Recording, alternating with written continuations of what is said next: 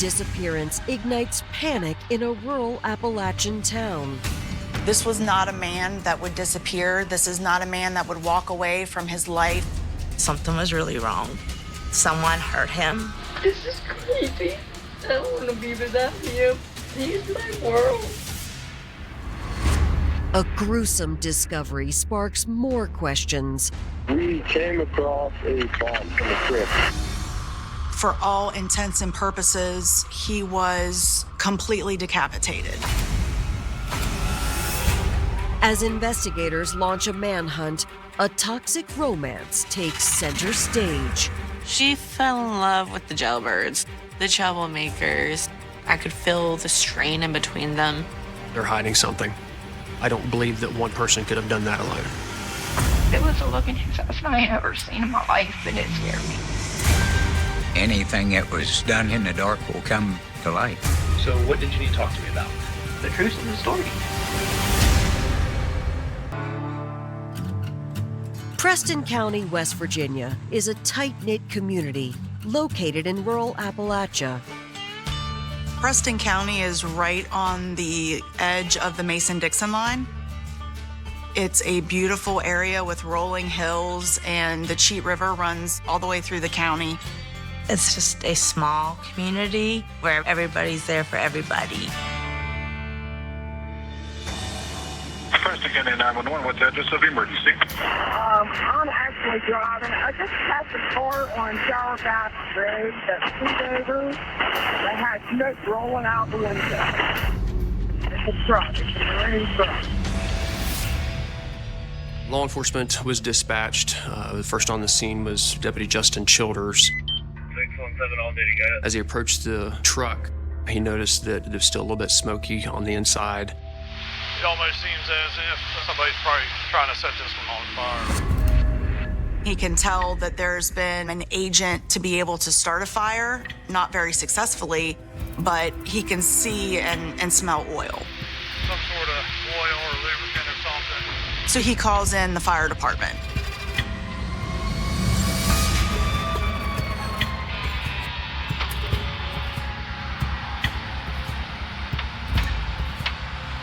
Don't touch anything or don't disturb any more than you have to. Local fire chief Perry Barlow is among the first responders. When I arrived on scene, I saw the pickup. It kind of reminded me, of my uncle's truck. The registration was run on it. Well, it comes back to Phil Barlow? It was identified as Philip Barlow's truck. That's my uncle. I'm thinking, well, why is my uncle's truck here on Shower Bath Road? Why isn't he here? What's going on? Works at Hillside. That's what I said. He should be in a tractor trailer. Perry says right away, my uncle would not have left the truck in this condition, abandoned and on fire. My first thought was that somebody possibly stole the truck.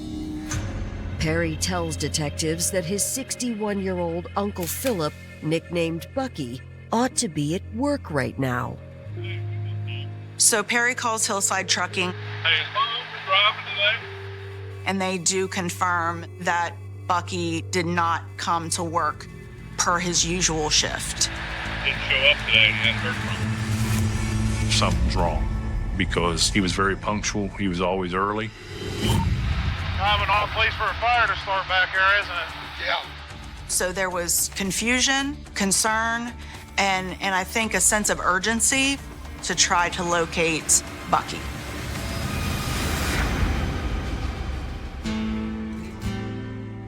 Philip Bucky Barlow was born into a large and tight-knit family in 1957.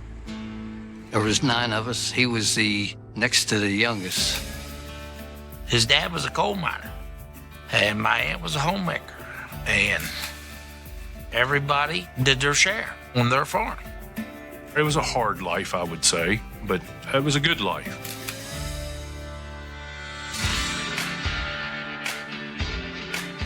After dropping out of high school, Bucky started a career as a truck driver.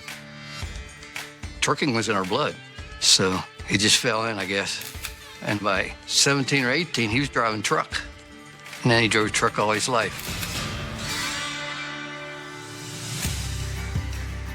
In 2002, Bucky met the woman he would spend the rest of his life with. Her name was Mary Butler. Me and a friend of mine would go to a place called The Hideaway, and he was sitting with his friends, having fun and drinking. We seen each other every weekend, and he'd ask me to dance, and I'd get up and I would dance with him. My Uncle Bucky and Mary were together around 20 years. We did a lot of things together. She would come camping when we were camping, or if we had birthday parties or something, she would come. He thought Mary was the world. He would spend as much time possible with her as he could. In 2011, Mary made the difficult decision to move back to her home state of Indiana. As far as us being separated, at times it was hard because he missed me and I missed him.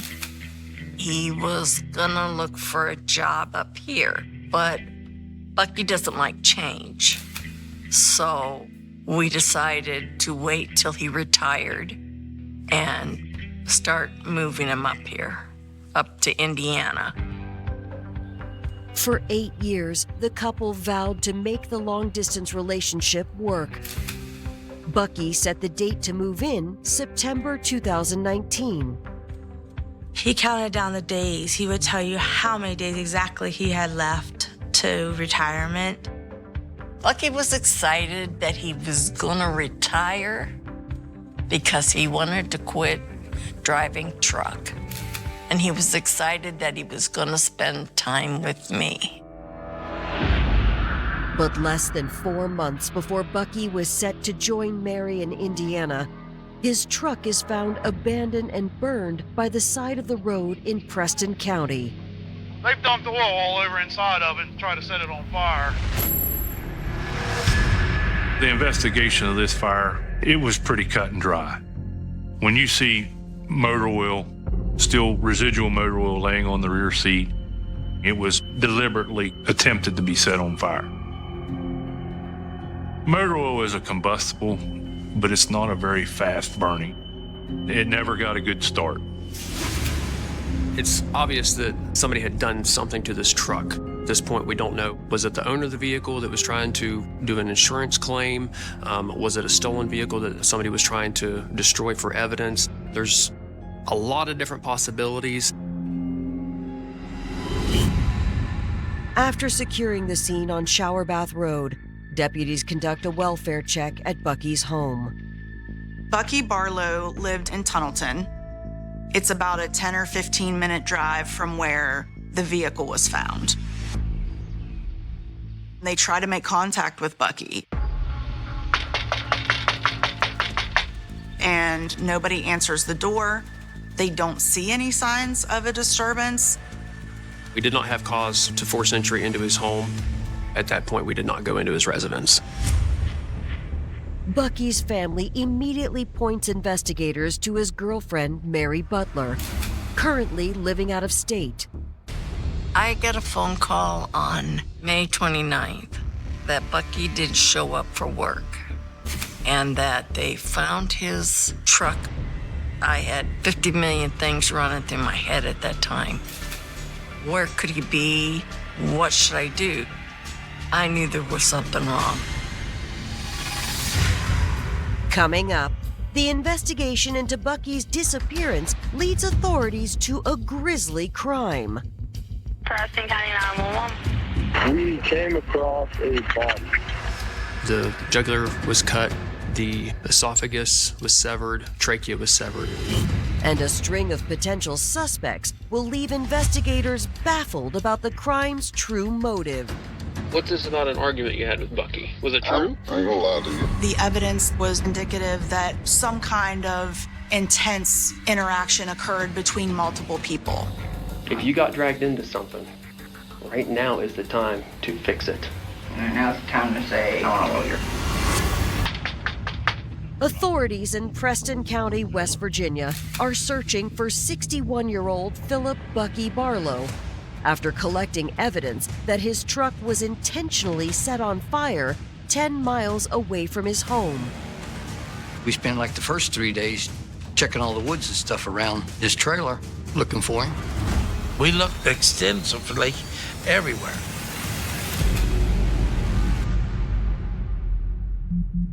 Nearly 24 hours into the investigation, Bucky's girlfriend, Mary Butler, arrives in Preston County to speak with investigators.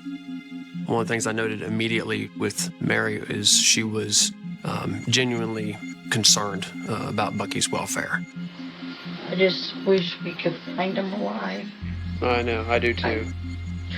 This is crazy. I don't want to be without him. He's my world. She described the last time that she spoke with him was the night before, around midnight. I was at my mom's when Bucky called me when he was getting ready for work.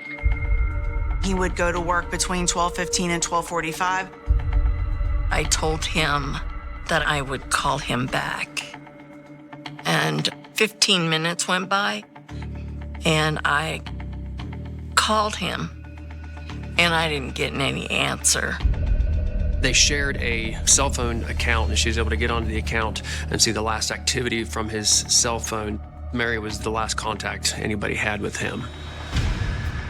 While investigators request a ping on Bucky's phone, Mary gives them permission to search Bucky's home. We looked on the inside of his house, didn't see anything out of place. There was no signs of disturbance. Investigators canvass Bucky's neighborhood, hoping any activity that suggests where Bucky may have gone. Just trying to make sure everything's okay. None of the neighbors indicated that they had heard or saw anything related to Bucky that evening. The reason I'm stopping is your neighbor there. I wonder if you happen to know when he left or if you see him leave or... No. No camera footage that showed that area that we could locate at that time. The results of the phone ping offer investigators few clues. It was about a half a mile from his house when it stopped transmitting. The direction it traveled was the direction he would have went to go to work. We searched the area for the phone, but we were unsuccessful in finding it. The following day, authorities escalate their search efforts. Captain Tichenor brings in the National Guard aerial units that do surveillance in the air. We employed canine units to come in. Preston County is a very rough terrain, and to search it is a very daunting task. There was a real sense of urgency. This was not a man that would disappear. This is not a man that would walk away from his life.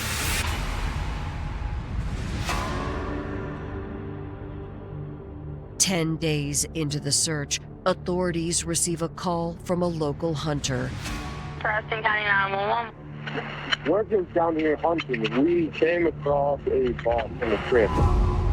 The creek is called Fortney's Mill. From Tunnelton, it's about a 20-minute drive to get there. Very isolated, desolate area. Once I got on scene, myself and another officer were able to approach the body. It was moderately decomposed. He did not have a shirt on. His jeans were around his ankles. He was face down in the water. When the medical examiner came on scene, we were able to flip the body. When they removed the dentures of this individual, it indicated P. Barlow. And so we knew then. There was a significant injury to his throat area. The jugular was cut, the artery was cut, the esophagus was severed, trachea was severed. Mr. Barlow was, for all intents and purposes, completely decapitated. He was just as brutally injured as you can imagine. Shock. You know, you don't want to believe that it actually happened. Nobody should die that way. I was hysterical because I didn't want it to be true. Lost my best friend. I'm not one to show emotional, but it tore me up inside bad. The family wanted answers. Bucky did not deserve this. Because of the nature of the crime, we have to look at the people closest to him, and that would undoubtedly be Mary. They completed a polygraph, which she passed. She provided hours of interviews to the sheriff's department with Captain Tichenal, and there was just nothing pointing to Mary. I loved him. We had a good relationship most of the time. Instead, Mary offers investigators a new name. She indicates that there had been some type of altercation or dispute between his neighbor, Craig, and Bucky. I knew there had been an argument and a scuffle with Craig, and I said, stay away from him. Just leave him alone. Don't say nothing. After recovering the remains of Bucky Barlow from a remote creek in Preston County, West Virginia, authorities have learned that the 61-year-old had been involved in an altercation with his neighbor, Craig. Craig was living in the back trailer behind Bucky. There always was bickering and fighting back and forth all the time. He would cut through the yard, and Bucky didn't like it. So that would cause arguments. So on Sunday, Bucky decided he wanted to cut the grass. And Craig had left some stuff on the grass. And Bucky had called me and told me about the scuffle. Then that's when he came up missing. Investigators immediately follow this new lead and contact Craig. We located Craig where he had been living, which is located almost directly behind Bucky's residence. So, what's this about an argument you had with Bucky? Was it true? We actually, we really did. I ain't gonna lie to you. He explained the conflict that he had with Bucky was about the property line. According to Craig, the dispute began when Bucky accused him of leaving garbage bags on his property. He come up there. I mean, he can move. And I'd run to the truck. I grabbed the golf club out of the back. I chased him around. I wasn't close enough to hit him, but I did swing it at him. Craig admits that the incident in question happened just a week before Bucky's disappearance. Craig denied that he had any knowledge or participation in anything that may have happened to Bucky. The night that Bucky disappeared, he said that night he had been working on the radio in the truck. He described the location. It's a back road. I slept in that Ranger. You slept in the Ranger all night? Yeah. Was anybody with you? I did question him, why would you sleep in your truck that night when your residence is fairly close? At some point, you're going to wake up in the night. Would you agree with that? You're going to be like, I might as well go home, I'm only 5 minutes away. And he described that that was not out of the norm for him. I did not leave that spot. Craig tells them the truck he slept in belongs to a friend named Chris. Following Craig's interview, investigators contact Chris to see if he can corroborate his friend's claims. They go to look for Chris, and his wife, Debbie, is at the residence, and she agrees to go to the sheriff's department for an interview. The night that guy came up missing, Greg sent a message to Chris. The message said, if anybody comes asking, I was with you guys all night. Investigators turn their attention to Chris and bring him in for a formal interview. Have you talked to Craig since this guy went missing? No text messages? No, nothing about him. He denied ever seeing a text message from Craig asking him to provide him with an alibi. Chris, during the initial interview, said that he was home pretty much the entire night. He denied any knowledge or any participation in Bucky's disappearance. You ever look at your phone? We were able to corroborate, at the very least, Chris's phone was at his residence. His cell phone records did not show any evidence that he had been involved in anything that night. The following day, investigators bring Craig in for a formal interview and confront him about the claim that he had asked his friend for an alibi. Now, let me get you all strapped in here. Craig was asked to polygraph. Did you in any way participate in the disappearance of Bucky? No. And he passed that polygraph. All right, torture's over. Craig allows investigators to search his phone. We didn't find anything to suggest that he was a part of the disappearance. Debbie's allegation that Craig sent a text message requesting an alibi was never corroborated. Officers never located that text message. The absolutely ridiculous amount of false information and rumors that were spread, it severely impeded getting this case resolved. So once we ruled them out as potential suspects, appreciate it. We were basically back to square one in the investigation. Coming up, a seemingly insignificant detail catches investigators' attention and spins the case in a whole new direction. Captain Tichenor reevaluates some evidence that he has, and he finds something.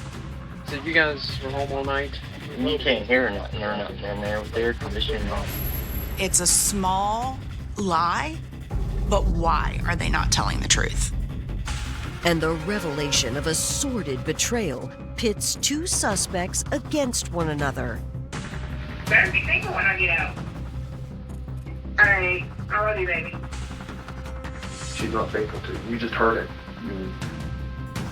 I find her to be manipulative, cold, evil, and a very disturbed woman.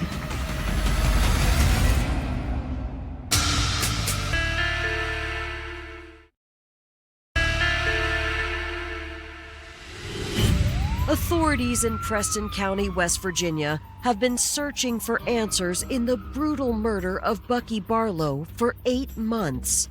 My family and I, we feared that it would be a cold case. My Bible tells me that anything that was done in the dark will come to light. So somebody needs to pay for this.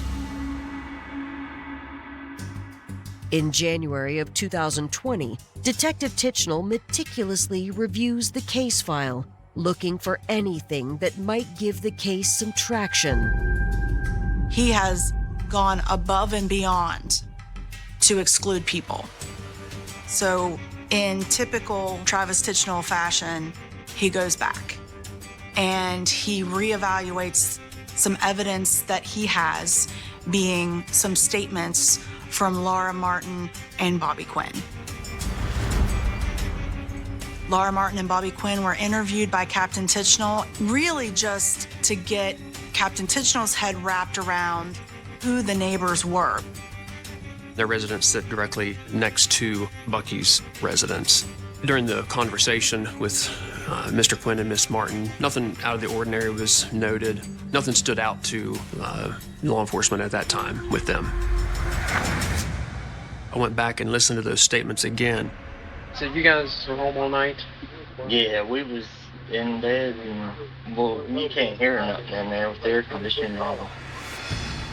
He spontaneously said that he didn't hear anything because of the air conditioning. And Laura essentially said the same thing, just not to the same degree of the spontaneousness of it.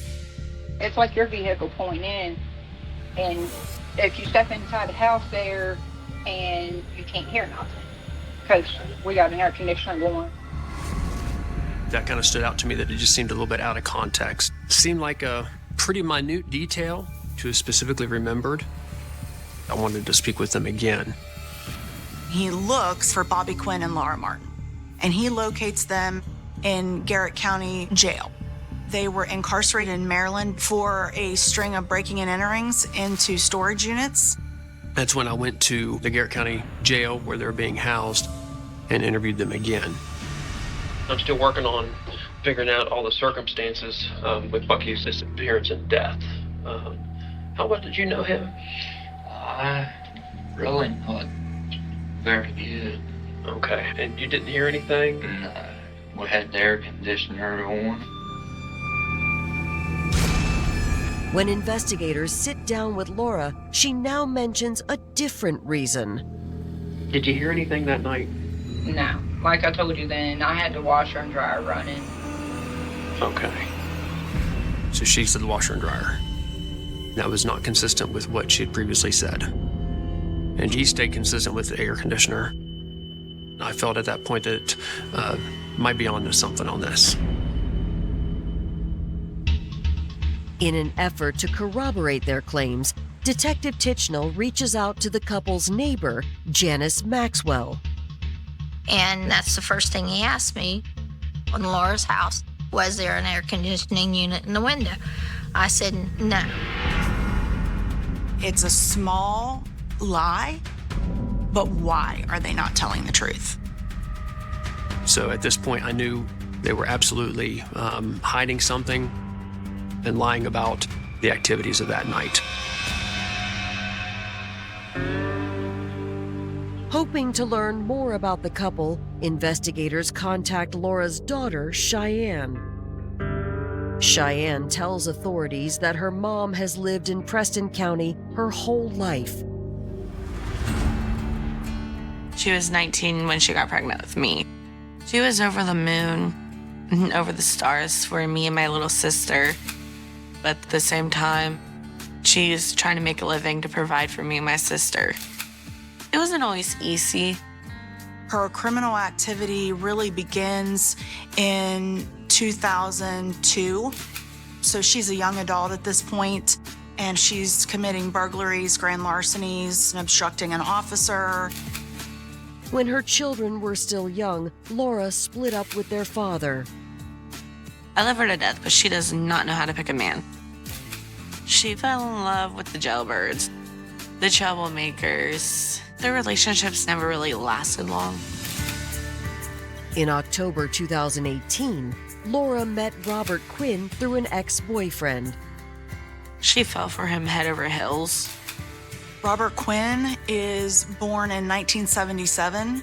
He grew up in New Martinsville, the youngest of 9 siblings. His father was a steel mill worker. His mother was a stay-at-home wife. After dropping out of high school, Robert began working full-time. He was working railroad, so he's bringing in a good amount of money. In 2018, Robert moved into Laura's trailer on Number 4 Road, where she had been living next door to Bucky Barlow. Laura Martin's dad, Kenny, lived next door. Kenny had died. And then it was Laura and Robert living there. Friendship? No. Hi. As you go by, yeah. Their dog kept coming over, and Bucky didn't like them in the yard and stuff like that. And he would tell them, keep your dogs over by your own house. Bucky was more to himself. He did his thing, we did our things. While Cheyenne can't confirm her mother or Robert's alibis the night of Bucky's disappearance, she believes that her mother isn't capable of the crime. She can be vicious, but not someone I would see as ever killing vicious. Despite Cheyenne's belief that Laura had nothing to do with Bucky's death, Detective Tichnell trusts his instinct to dig even deeper into the couple. During the investigation, I requested from the Garrett County Jail all of Mr. Quinn and Miss Martin's jail calls. I want to see who they were communicating with and if there was anything being mentioned about the murder investigation. Robert had very few calls, but Miss Martin had significantly more, including to an ex-boyfriend named Mark. During these jail calls, she is being sexually explicit with Mark, telling him things she wants to do to him. By this time, there had been no digital evidence, no forensic evidence, no physical evidence. We had nothing on this case.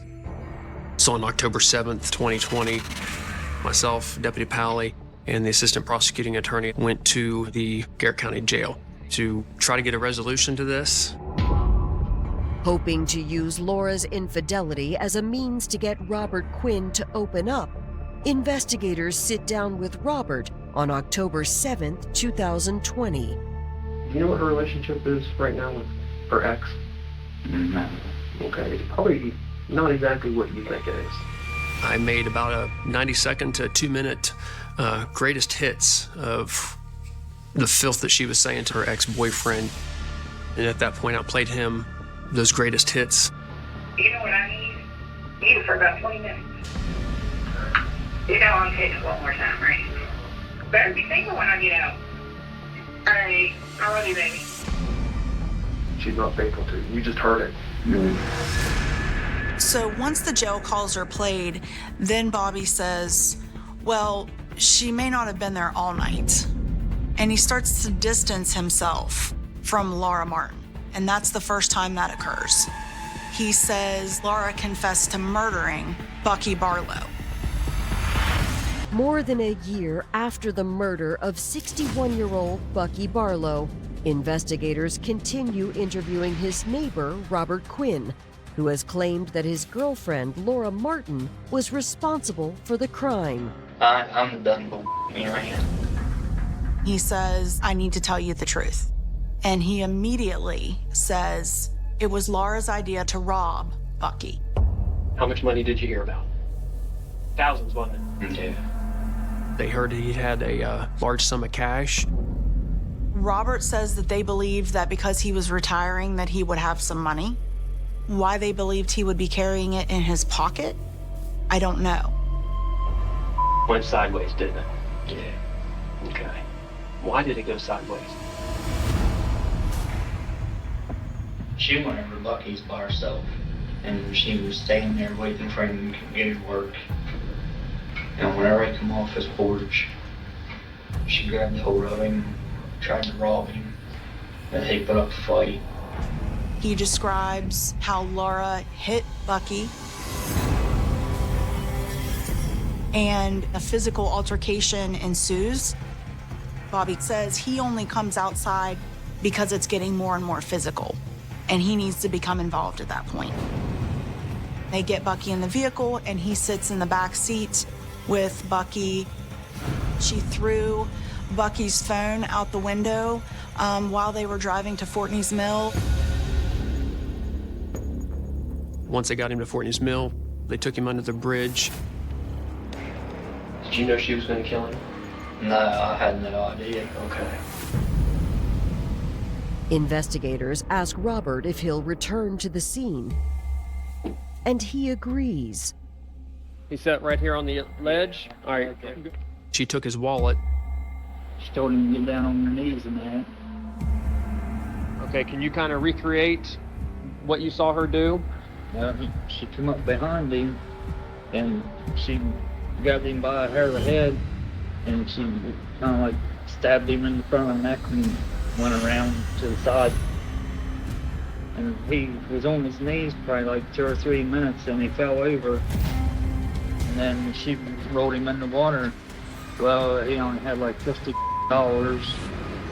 And I told her, I said it really wasn't worth the man's life. She said, well, you just shut up, or you'll be the next one to go. Okay. And I didn't say no more to her.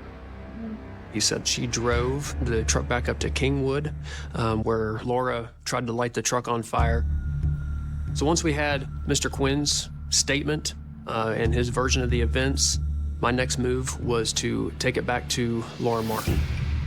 When she realized that Mr. Quinn had, in fact, rolled on her. That's when Miss Martin gave her rendition of the events. It was supposed to be a burglary, and that's my idea. I'm not even gonna lie. Okay. But as far as killing him, no, that was not my idea at all. Like, I don't have it in my heart to hurt anybody, not like that.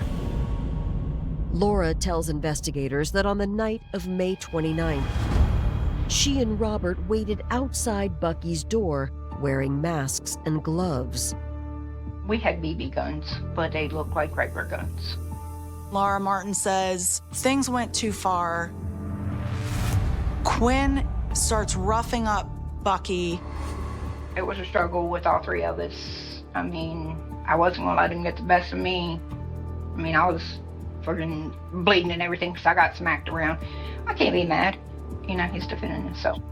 I'm begging him to stop. He's yelling at me to get in the truck. Laura claims that they drove to the creek where Robert attacked Bucky. Bobby pulled a box cutter out.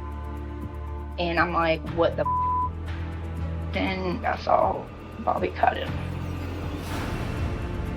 I shoved Bobby and I put my hands on Bucky's neck. And I'm looking at Bobby and I'm crying and I'm like, please don't do this. She makes herself out to be kind of the hero trying to save Bucky. And then Bobby's like, I'll f you too. And like, there was a look in his eyes I ain't ever seen in my life, and it scared me. It really did. Following their confessions, investigators must now determine who is telling the truth. They were basically pointing the finger at each other, but I don't believe that one person could have done that alone.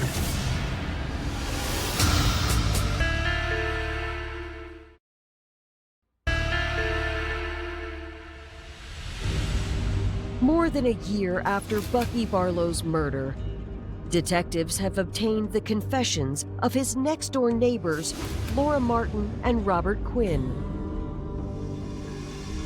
Okay. The couple is extradited from Maryland to West Virginia in October of 2020. Both are charged with first-degree murder. Quinn, I wasn't surprised for one bit. I wasn't. My mother, I really was in shock for what happened. Travis promised me, he said, I will find out who did this to your uncle. And he came through on that promise.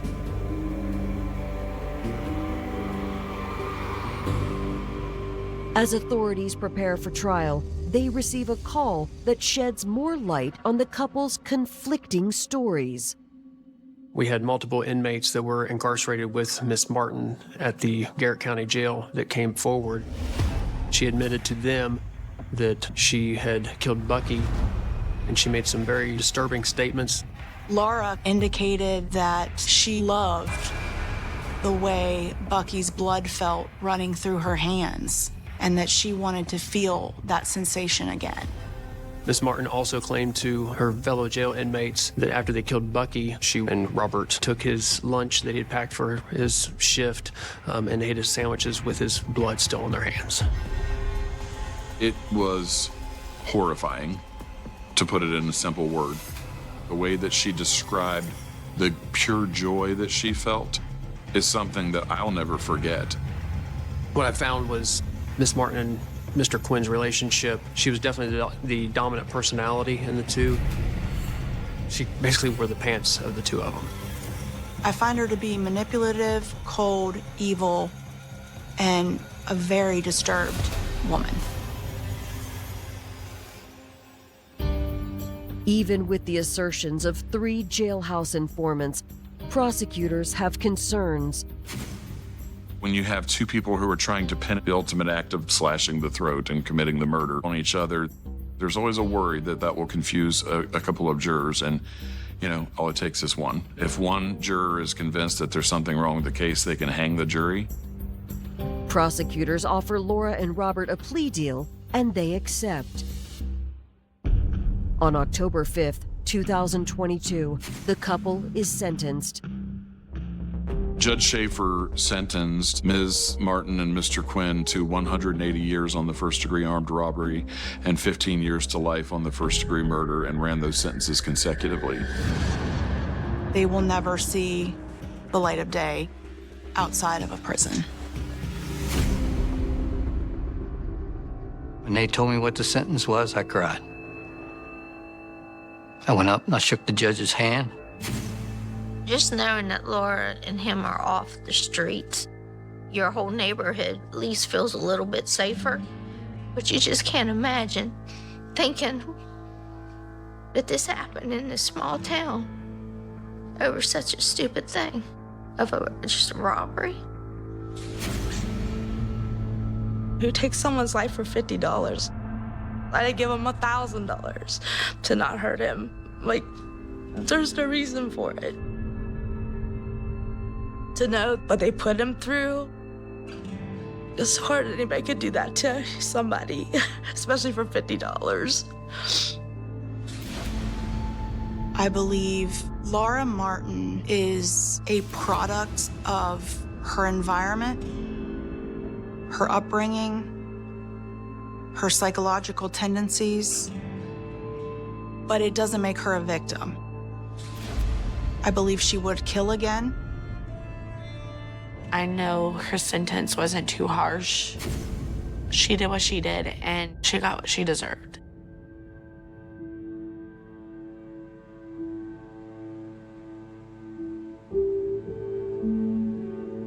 Uncle Bucky will be remembered for his easygoing personality and a love of family, and he touched a lot of. It was a night like any other in the heart of Chicago, 1998, when the city's usual hum of traffic and late-night chatter masked a darkness few could see coming. The streetlights flickered over cracked sidewalks and graffiti-stained brick walls, a cold wind cutting through the alleys like a silent predator. Somewhere, just off North Avenue, a figure disappeared into the shadows, leaving behind nothing but a door slightly ajar and a faint echo of footsteps that would never be heard again. The victim, a young woman named Emily Carr, had vanished without a trace, leaving her apartment in perfect order, her purse still on the counter, and her cat pacing anxiously by the window. The neighbors reported nothing unusual that night, but the police had a gut feeling that something far more sinister was at play. The call came in just after midnight. The dispatcher's voice was calm, professional, but the urgency beneath it could not be disguised.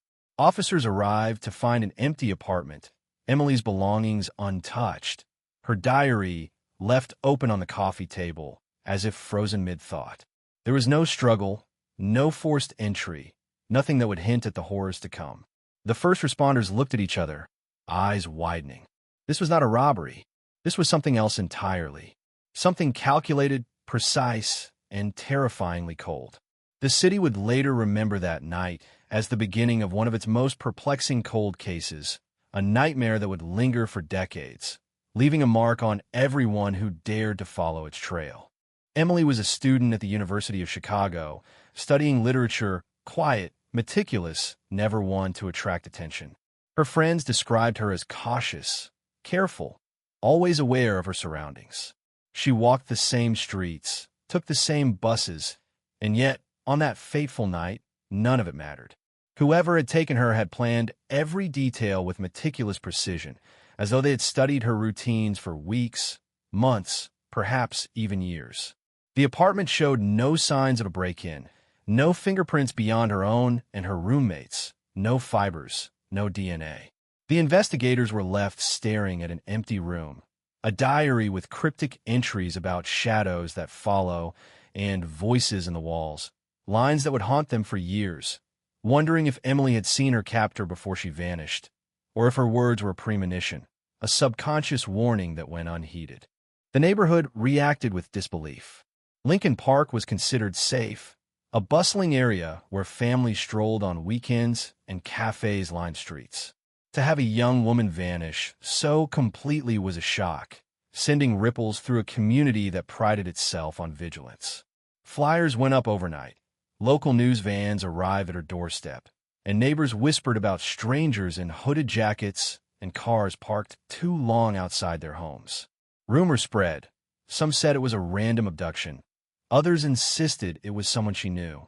The police interviewed hundreds, canvassed every block, every alley, every bar and cafe she frequented, but leads were scarce. Each day that passed without a clue felt like another lock clicking into place around the case, sealing it in a box of shadows and unanswered questions. Detective Robert Hayes was assigned to the case, a man who had seen the worst the city could offer. He had worked homicide for over 15 years, and yet, as he stepped into Emily's apartment, he felt a chill that even the Chicago winter could not account for. The walls were bare, the furniture simple, the air still. He noted the diary, flipping through pages filled with poetry, mundane notes, and then those odd lines that hinted at fear. He cataloged everything: the exact placement of books, the state of her refrigerator, the scuff marks near the windowsill. Every detail mattered because, in a case like this, the smallest thing could become a thread that unravels the whole mystery. Hayes worked tirelessly, tracing Emily's last known movements, reconstructing her night with painstaking precision. He talked to her friends, her professors, the barista who served her coffee every morning, anyone who might remember a fleeting smile, a glance, a stranger she mentioned in passing. Each recollection added pieces to a puzzle that refused to form a coherent picture. And yet, Hayes could feel the invisible edges pressing against him, a cold weight that hinted at the darkness lurking just beyond reach. Weeks turned into months, and the case went cold. Emily's name became synonymous with unanswered questions. Newspapers ran updates sporadically, each story highlighting the frustration of detectives and the fear of a community that could not understand how someone could simply vanish. The city had seen disappearances before, but rarely with such precision, such an absence of evidence. Rumors of cults, serial predators, and organized crime swirled through the media, each theory more sensational than the last. Hayes and his team sifted through these wild speculations, knowing full well that the truth was likely more mundane, yet no less horrifying. The trail seemed to vanish into the very fabric of the city, leaving detectives chasing shadows, chasing whispers, chasing a ghost named Emily Carr. Then came the strange calls. Anonymous, cryptic, leaving just enough to tease hope and frustration. A voice on the phone, distorted and low, would offer a single word or a location that led nowhere, like a predator toying with its prey long after the act. Hayes documented each call, analyzed patterns, and yet none led to a breakthrough. It was as though the case itself had become a living entity, a dark presence haunting the department, refusing to be solved. The detective spent countless nights at his desk, staring at maps, timelines, and notes, tracing every minor coincidence that might connect. He grew obsessed, consumed by the need to find Emily, driven by a promise he had whispered to himself the night he first walked in her empty apartment. "I will find you." The community felt the weight, too. Parents clutched their children closer at night. Friends avoided certain streets, and a sense of unease settled over Lincoln Park. Every shadow seemed to stretch longer than it should. Every knock on a door sounded like a warning. Local businesses placed extra locks, and residents formed neighborhood watches, but none of it could bring Emily back. The cold case became a ghost story, a cautionary tale whispered over coffee and at office desks. Yet, despite the years, detectives refused to close the file. Every missing person case left its mark, but Emily's lingered in a way that was personal, visceral. Hayes kept a photo of her on his wall, her smile frozen in a moment of life before the disappearance, a constant reminder of what was at stake, of a life interrupted and a mystery that demanded resolution. Clues came sporadically, tantalizing, almost mocking in their incompleteness. A footprint in the alley behind a neighboring building, smeared but partially preserved. A surveillance tape from a nearby convenience store showing a figure loitering at odd hours, face obscured by shadows, a strand of hair that didn't match Emily or anyone in her immediate circle. Each piece was meticulously logged, cross-referenced, analyzed under microscopes and databases, yet none led to a suspect. The investigation was a maze with walls that shifted when approached, a puzzle designed to frustrate even the most skilled detective. Hayes and his team developed profiles, considered motives ranging from personal vendetta to opportunistic crime. Yet each theory fell apart under scrutiny. The case remained, in every sense, frozen in time, a cold case in its purest form, taunting the city with its silence. Meanwhile, Emily's family lived in suspended grief, each day a mixture of hope and despair. Her parents, clinging to the idea that she might return, navigated a liminal space between mourning and search, placing flyers in every store, posting notices online, speaking to anyone who would listen. Her friends, unable to accept the void, created memorials, candlelit vigils, and online forums dedicated to piecing together her last known moments. The emotional toll was immense, the psychological strain palpable. The absence of closure gnawed at the edges of reality, leaving everyone connected to the case in a state of perpetual unease, haunted by what they could not understand, what they could not control. As the years wore on, new techniques in forensics brought fresh hope. DNA analysis became more advanced, databases expanded, and cold cases like Emily's were revisited with modern tools that promised breakthroughs. Hayes, now seasoned with decades of experience, never let go of the file. He reviewed it methodically, page by page, photo by photo, searching for something that had been overlooked. Every tip, no matter how trivial, was revisited. Every lead was retraced. The city around him changed, the neighborhood transformed, yet the cold case remained, a scar on a landscape of memory and justice. By the turn of the millennium, Emily's disappearance had become legend, a story told in hushed tones, a reminder of the fragility of safety, the impermanence of certainty. Yet Hayes believed in the inevitability of truth. Somewhere, amidst the shadows and silence, there existed a thread that would unravel the mystery. The detective's obsession was both a curse and a gift, driving him to scrutinize every anomaly, every piece of evidence ignored or dismissed. He revisited old witness statements, re-examined discarded samples, and in moments of quiet, imagined the last moments of Emily's life, the fear, the confusion, the desperate search for escape that never came. The cold case had become more than a file. It had become an entity, a living reminder of what the city could not forget. Residents still whispered about Emily when lights flickered or doors creaked at night. Parents taught their children caution, and friends wondered if closure would ever come. Hayes, however, never gave in to despair. He knew that the truth, no matter how deeply buried, could not remain hidden forever. Somewhere in Chicago, a shadow held the answer, and when it emerged, the city would finally confront the darkness that had lingered for so long. And so, the story remained suspended in time, a cold case that would haunt the streets of Chicago, the minds of its citizens, and the heart of a detective unwilling to let a life fade into oblivion. The pieces were out there, scattered, waiting for the moment when they would align, for the day when Emily Carr's disappearance would no longer be a question but a revelation, a shock, a moment of collective breath held and released. Until that moment, the city waited, tense and silent, for the cold case that refused to die, a mystery wrapped in shadows, a tragedy frozen in time, a story told not in endings but in endless, lingering questions that refused to fade. The first concrete lead arrived in the form of a scrap of paper, crumpled and barely legible, discovered months after Emily's disappearance tucked behind a loose brick in the alley near her apartment.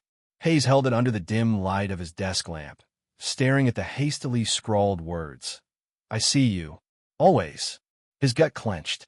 The note was both a taunt and a breadcrumb, the kind of chilling clue that promised revelation, yet offered none. He photographed it, bagged it, and sent it to the lab, but DNA analysis yielded nothing. No prints, no touch DNA, just the echo of someone meticulous, someone careful enough to avoid leaving a trace. The city itself seemed to hold its breath as investigators realized the perpetrator was no amateur. This was calculated, professional, a predator who understood fear as both tool and weapon. Hayes felt the weight of responsibility pressed down. Emily's life had been stolen, but now the mind behind it needed to be understood. Weeks turned into months, and Hayes pursued every angle. He interviewed street vendors, bus drivers, and baristas. He traced Emily's phone records, noting a pattern of missed calls and an unusual number that appeared repeatedly in the weeks leading to her disappearance. Each investigation brought a glimpse, a shadow of the truth, and then it slipped away, leaving frustration and doubt. Hayes charted timelines, mapping her movements, noting every person she interacted with, every friend and acquaintance. He questioned her professors, who described her as diligent and solitary, someone who did not make enemies and did not take risks. The absence of motive was itself a puzzle, a reminder that sometimes evil strikes not out of passion, but from design, methodical and cold, a reflection of calculation rather than chaos. Then came the witness, a man, hesitant, shaking, who claimed to have seen a figure dragging something into a black van late at night, parked near Emily's building. He could not provide a license plate number, could not identify the figure, only remembered the van and a strange emblem on the side, half visible under the streetlight. Hayes noted every detail, aware that even fragments could become pivotal.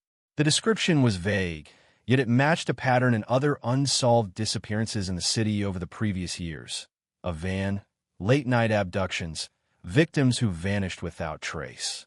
Investigators began to wonder, had Emily's disappearance been part of a larger, unseen network? The idea was terrifying. The city's underworld was vast, shadowed, and Hayes realized that the surface had only been scratched, that beneath the apparent calm lay currents dark enough to swallow people whole. Forensics provided intermittent hope. Hair, fibers, a faint fingerprint on a window latch. All were cataloged, analyzed, and cross-referenced. Some yielded nothing. Others hinted at distant origins. A fiber from a coat manufactured overseas. Hair matching a dog breed, uncommon in the city. Every clue was a fragment of a greater puzzle, each piece suggesting movement, connection, but never revealing the whole. Hayes obsessed over the minutiae, examining patterns, reading reports late into the night, the hum of the office around him fading into silence. He printed photographs, pinned them to corkboards, connected lines with string, built maps that sprawled across walls, each attempt a visual argument against the chaos of the case. Yet the puzzle remained unresolved, mocking a riddle without an answer. Emily's friends began to speak of dreams, visions, and premonitions. Some described seeing her in unexpected places, in fleeting glimpses, in reflections and crowds. Others reported strange phone calls, silent or distorted, late at night, resembling the mysterious note in tone if not in form. Hayes cataloged these testimonies, careful to separate imagination from fact, but could not dismiss the collective unease. There was a pattern, however intangible, a psychic resonance in the neighborhood, a pulse of fear that accompanied every late-night walk, every closed door, every unlit alley. Emily's absence had left a psychic footprint, an impression of dread that clung to those who had known her. Months turned to years. Hayes remained relentless, a shadow in the precinct, quietly revisiting the case even as younger detectives were assigned to newer files. Technological advances offered glimmers of hope. CCTV footage from nearby streets was revisited, enhanced, manipulated to extract details invisible in real time. Faces appeared for fractions of seconds, then disappeared, motion blurring the evidence into obscurity. Hayes noted each van, each suspicious figure, each stranger who lingered too long. The investigation became a game of patience, of pattern recognition, of intuition sharpened into obsession. Every lead that faded became fuel, every dead and a challenge to outthink the shadow that had claimed Emily. The city itself seemed complicit in the cold case, as if the streets remembered. Alleyways echoed with the ghost of her footsteps. The local news covered other crimes, but whispers of Emily's disappearance persisted, stories handed down, rumors that refused to die. Hayes understood that a cold case is more than an unsolved crime. It is a living entity, feeding on uncertainty, growing in its ability to disturb, to haunt. The detective found himself revisiting the same locations, noting changes in buildings, vegetation, street layouts, trying to reconstruct the environment of that night. He interviewed former neighbors, recalled the rhythms of traffic, the timing of buses, the cadence of the wind that carried the vanishing steps of a young woman into oblivion. Then, out of nowhere, a break appeared in the strangest form. A postcard, mailed from a distant city, arrived at Emily's mother's mailbox. No signature, no return address, just a single sentence. "She knows I am coming." Hayes held it carefully, aware that even a simple phrase could reveal motive, intent, or location. The message was both threat and confession, yet cryptic enough to baffle. Linguists were consulted, handwriting analysts, all confirming the precision, the deliberate ambiguity of the communication. It was a message crafted to unsettle, to remind the family that the case was alive in ways they could not perceive. The fear was no longer only historical. It had become current, immediate, omnipresent. Investigators began to re-examine connections between unsolved cases in the region. Patterns emerged, faint but undeniable. Victims, then sightings, odd phone calls, cryptic notes. Hayes convened a special task force, bringing together specialists in criminal psychology, forensic analysis, and surveillance. Each member contributed insight, yet the picture remained fragmented, like shards of glass scattered across time and space. The team worked tirelessly, compiling reports, plotting timelines, cross-referencing geographical and behavioral data. They were chasing shadows, but Hayes sensed that the shadows were deliberate, orchestrated by a mind so methodical it left traces only to taunt, never to reveal fully. Community response intensified. Volunteers joined search parties, distributing flyers, canvassing neighborhoods, knocking on doors with hope and fear in equal measure. Churches hosted vigils, cafes displayed posters, and online forums, rare in the late 90s, became repositories of speculation, support, and desperation. Hayes monitored these developments, noting new tips and rumors, evaluating credibility, balancing the human desire for closure with a need for evidence. The detective understood the dual nature of a cold case.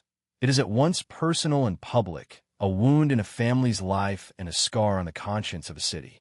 By 2001, Emily's disappearance had settled into legend, yet anomalies continued to surface. A fingerprint on a subway pole, long thought irrelevant, matched a person of interest in a different, unsolved case.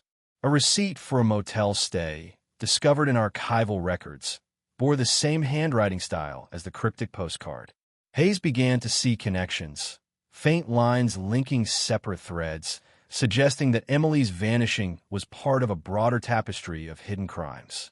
The detective pursued each lead with renewed vigor, aware that the passage of time could erode memories, but evidence, however latent, would persist.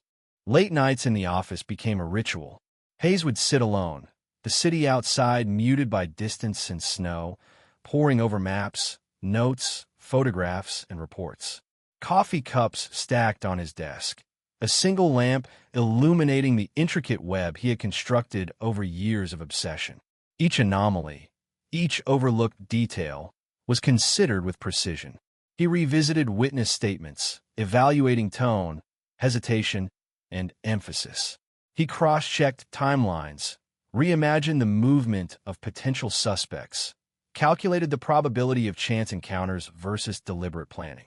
The office walls seemed to close in, the hum of computers and the faint scratch of pens the only accompaniment to a mind wrestling with shadows. And then came the man who would become the first tangible glimpse of resolution. A stranger who appeared at the precinct claiming knowledge, yet offering nothing concrete at first. He described, vaguely, a sequence of events, locations, and people, speaking in half-truths, careful not to incriminate himself. Hayes listened, reading between every line, noting inconsistencies, piecing together fragments like a mosaic. The stranger was a puzzle within a puzzle, a source of both potential revelation and risk. Yet his information, vague as it was, suggested movement, interaction, in a network that extended beyond the immediate geography of Emily's disappearance. Hayes recognized that patience, method, and acute perception would be necessary to extract truth from layers of deception. As Part 2 draws to a close, the cold case remains a living, breathing entity, a network of shadows, whispers, and unspoken terror.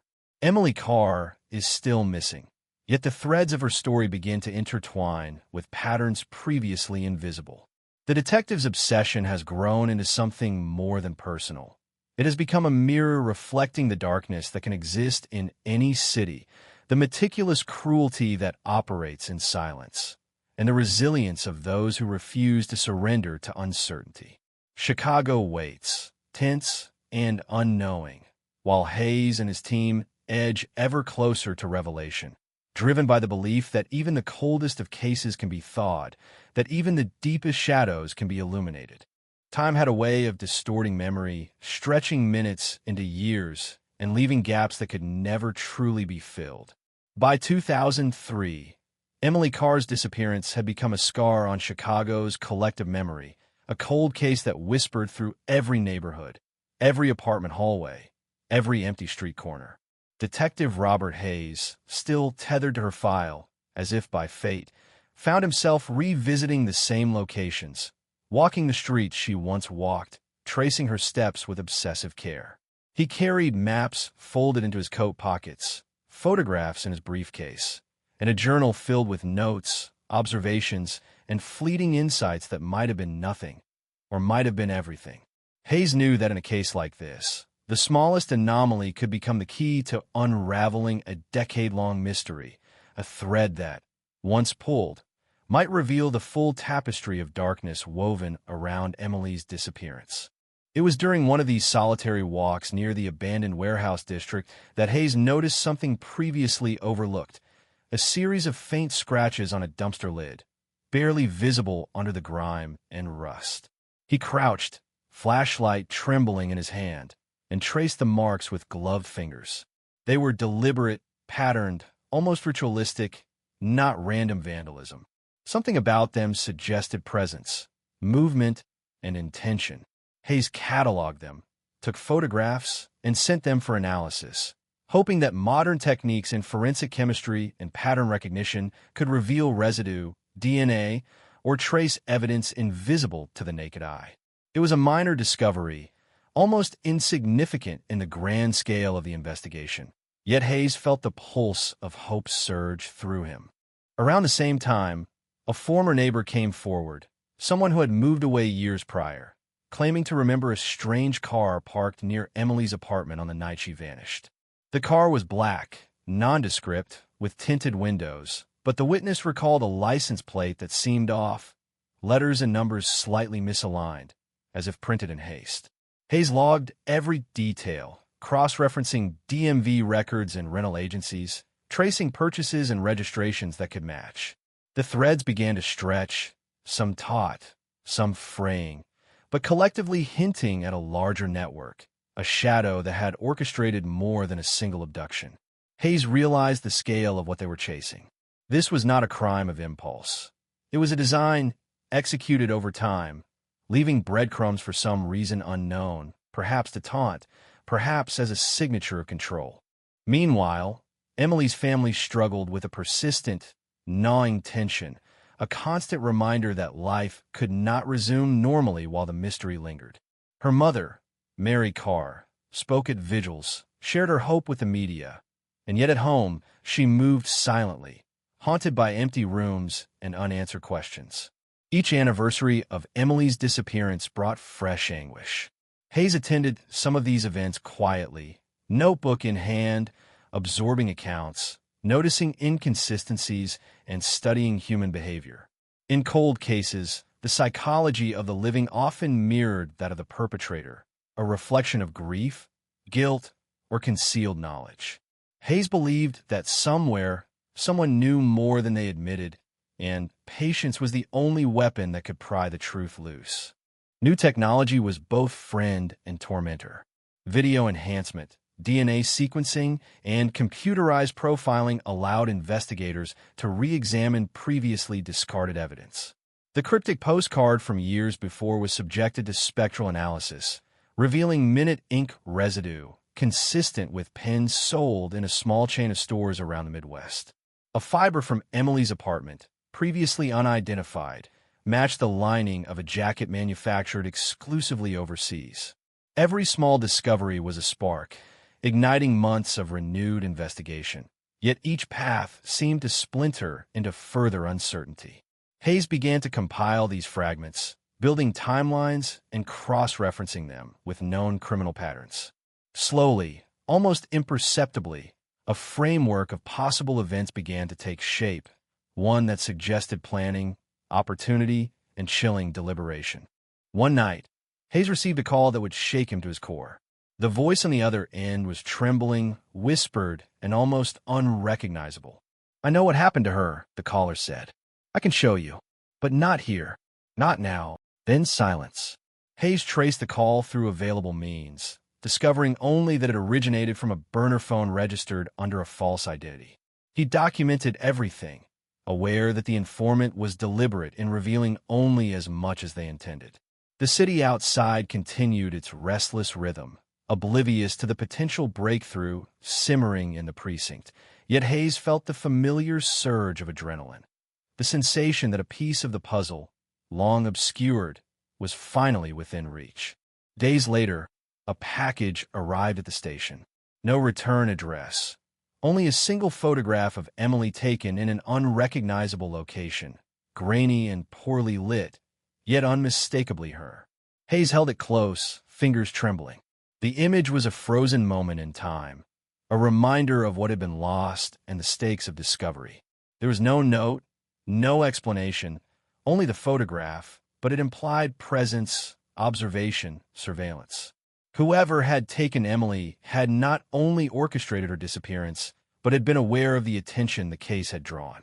The audacity, the precision, and the control exhibited by the perpetrator were both maddening and illuminating. Hayes expanded the investigation to a network of previously unrelated missing persons reports, noticing patterns in timing, location, and circumstance. Young women, similar age to Emily, vanished from disparate neighborhoods, each case cold, each file gathering dust. The links were subtle: a van seen in multiple areas, sightings of a shadowy figure, cryptic notes, or calls that never led to arrests. Hayes suspected a predator operating under the radar, disciplined, organized, and frighteningly patient. The detective began compiling psychological profiles, cross-referencing behaviors and methods, searching for consistency that could narrow down suspects. He knew that the perpetrator was not merely opportunistic. He was systematic, methodical, and possibly waiting deliberately for years to make a mistake. The community's reaction was immediate and visceral. Local news picked up on the renewed investigation, reporting on new evidence and revisiting old suspicions. Volunteers formed search parties, combing through alleyways, abandoned lots, and overgrown fields. Social anxiety spiked. Neighbors became vigilant, locking doors, monitoring movements, and sharing every unusual sighting. Hayes monitored these developments, knowing the public's involvement was a double-edged sword. It could generate leads, but also misinformation, rumors, and false hope. Still, each tip, no matter how minor, was evaluated. In a world of cold cases, even the smallest anomaly could be the key to resolution. Then, a breakthrough arrived through an unexpected source. A former criminal, long imprisoned for unrelated offenses, requested a meeting with Hayes. He spoke in fragmented sentences, half-truths, and evasions, but he mentioned a ring operating discreetly, connected to various disappearances, including Emily's. Hayes listened, noting inconsistencies, extracting patterns, and mentally cross-referencing every detail against the files he had meticulously maintained. The man's statements suggested infrastructure, planning, and connections that had been invisible to law enforcement for years. Hayes realized the scale of the predator network, far beyond a single abduction, far beyond what had been imagined.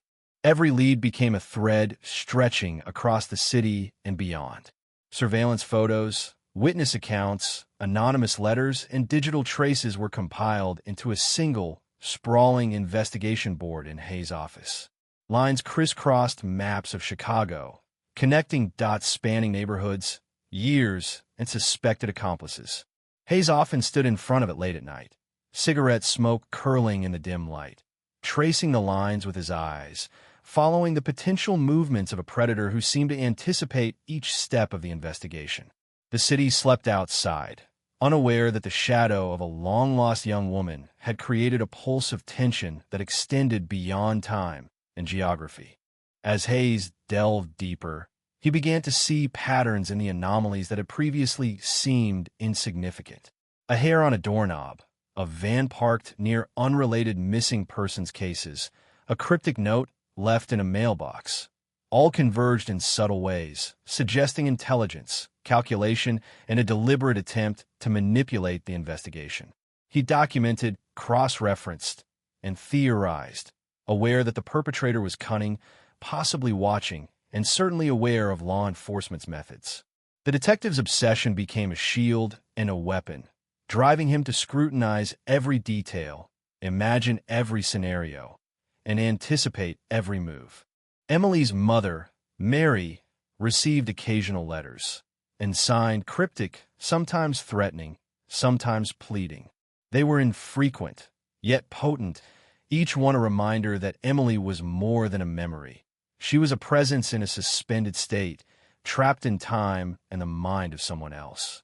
Hayes studied the letters carefully, analyzing pen pressure, paper type, and ink, hoping to glean even the slightest hint toward identity or location. The letters were like breadcrumbs in a forest of shadows, each one designed to frustrate, yet each one carrying the weight of undeniable truth. Emily's disappearance was intentional, controlled, and closely observed. By the mid-2000s, Hayes had developed a reputation as the detective who refused to let the cold case die. Colleagues respected his dedication. Outsiders questioned his obsession, but Hayes remained resolute. The pieces were coming together, slowly, painfully, and he knew that patience, combined with modern forensic techniques, might finally allow the puzzle to resolve. Every thread, no matter how faint, was cataloged. Every connection, no matter how tenuous, was pursued. The detective's office had become a war room of shadows and light, of suspicion and evidence, of hope and despair. Hayes understood that the final revelation could be horrifying, the truth more unsettling than the speculation, but it had to be found. And so, the cold case pressed on, living, breathing, a phantom in the city's consciousness. Chicago's streets remembered Emily Carr in whispers, in cautious glances, in conversations that hesitated when her name was spoken. Hayes knew that the final breakthrough would not come quietly. The patterns, the evidence, and the obsessions all pointed toward a climactic moment, one that would shake the city and finally confront the darkness lurking in plain sight. For now, the puzzle remained, a shadow of movement, a network of whispers, a cold case refusing to be forgotten. But Hayes believed, with a certainty born of years immersed in shadows, that the threads were aligning, that the truth, long obscured, was preparing to emerge. Hayes leaned over the sprawling board in his office, the walls a web of photographs, notes, and lines connecting fragments of a puzzle that refused to be simple. The evidence was no longer just objects and testimonies. It was movement, pattern, intention. He traced a string from Emily's apartment to a cluster of event sightings, then to a motel receipt long buried in the archives, then to an obscure alley on the city's west side. Each connection was tenuous, yet persistent, like the heartbeat of the case itself, reminding Hayes that even the smallest anomaly could signify the presence of the predator lurking in the shadows. It was in one of these alleys, months prior, that a witness had reported seeing a hooded figure dragging what appeared to be a bundle into the back of a black van. Hayes returned there now, flashlights sweeping across cracked bricks and damp concrete. The night was quiet, save for the distant hum of traffic and the occasional bark of a dog. He crouched over footprints long faded by rain, noting the direction, the spacing, the pressure. They were deliberate, a trace left not by accident, but by intent. He photographed everything, even the peeling posters on nearby walls, because in cold cases, the environment often holds evidence just as telling as the human body. Hayes sensed the weight of time pressing against him. The shadows seemed to conspire with the passage of years, threatening to swallow the truth whole. A breakthrough came unexpectedly, the kind that feels almost cinematic in its suddenness. The anonymous informant, long cautious and elusive, finally agreed to meet. Hayes arrived at a dimly lit parking garage, the echo of his footsteps magnified by the concrete walls. The man emerged from the shadows, face partially obscured, hands trembling, eyes darting. "I know where she is," he whispered.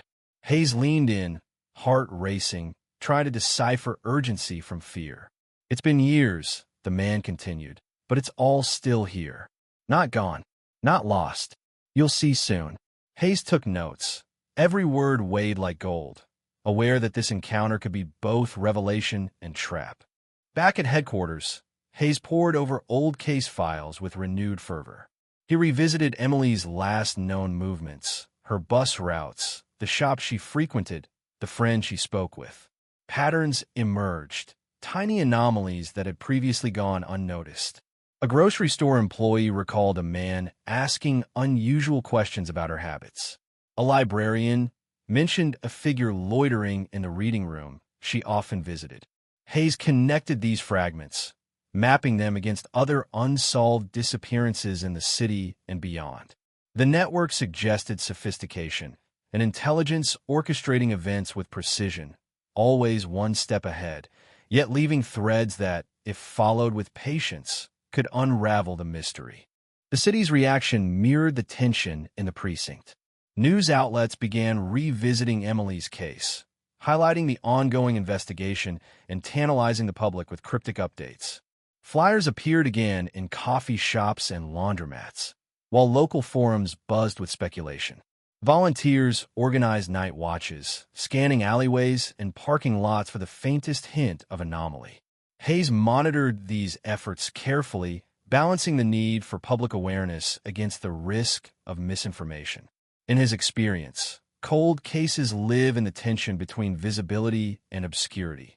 The wrong attention can erase the fragile trail, while careful scrutiny can illuminate hidden paths. Then came the first tangible forensic breakthrough in over 5 years. A strand of hair recovered from Emily's apartment, previously thought contaminated, yielded a partial DNA profile when subjected to newly advanced techniques. It did not match Emily, nor any known associates. Hayes felt a chill. This was not just a trace, it was proof of intrusion, a fingerprint of the predator himself. The city's collective anxiety surged, but Hayes understood that evidence alone was insufficient. Context, motive, and pattern would be required to identify the individual behind the disappearance. He compiled a dossier, analyzing criminal databases, cross-referencing similar cases, searching for even the faintest alignment of behaviors and histories. Emily's family remained haunted by uncertainty, yet clung to hope. Her mother, Mary, received sporadic, cryptic letters from an unknown sender. Sometimes threats, sometimes hints, sometimes confessions shrouded in riddles. Hayes examined each one under ultraviolet light, spectral analysis, and handwriting comparison. The letters were designed to manipulate, to control, to remind the family that Emily's fate was dictated by someone else's rules. Yet hidden within them were clues, subtle indicators of geography, timing, and psychological patterns. Hayes treated each word as a piece of evidence, a puzzle within a puzzle, aware that a single misinterpretation could allow the perpetrator to remain hidden for years longer. The investigation intensified as Hayes discovered links to other cold cases.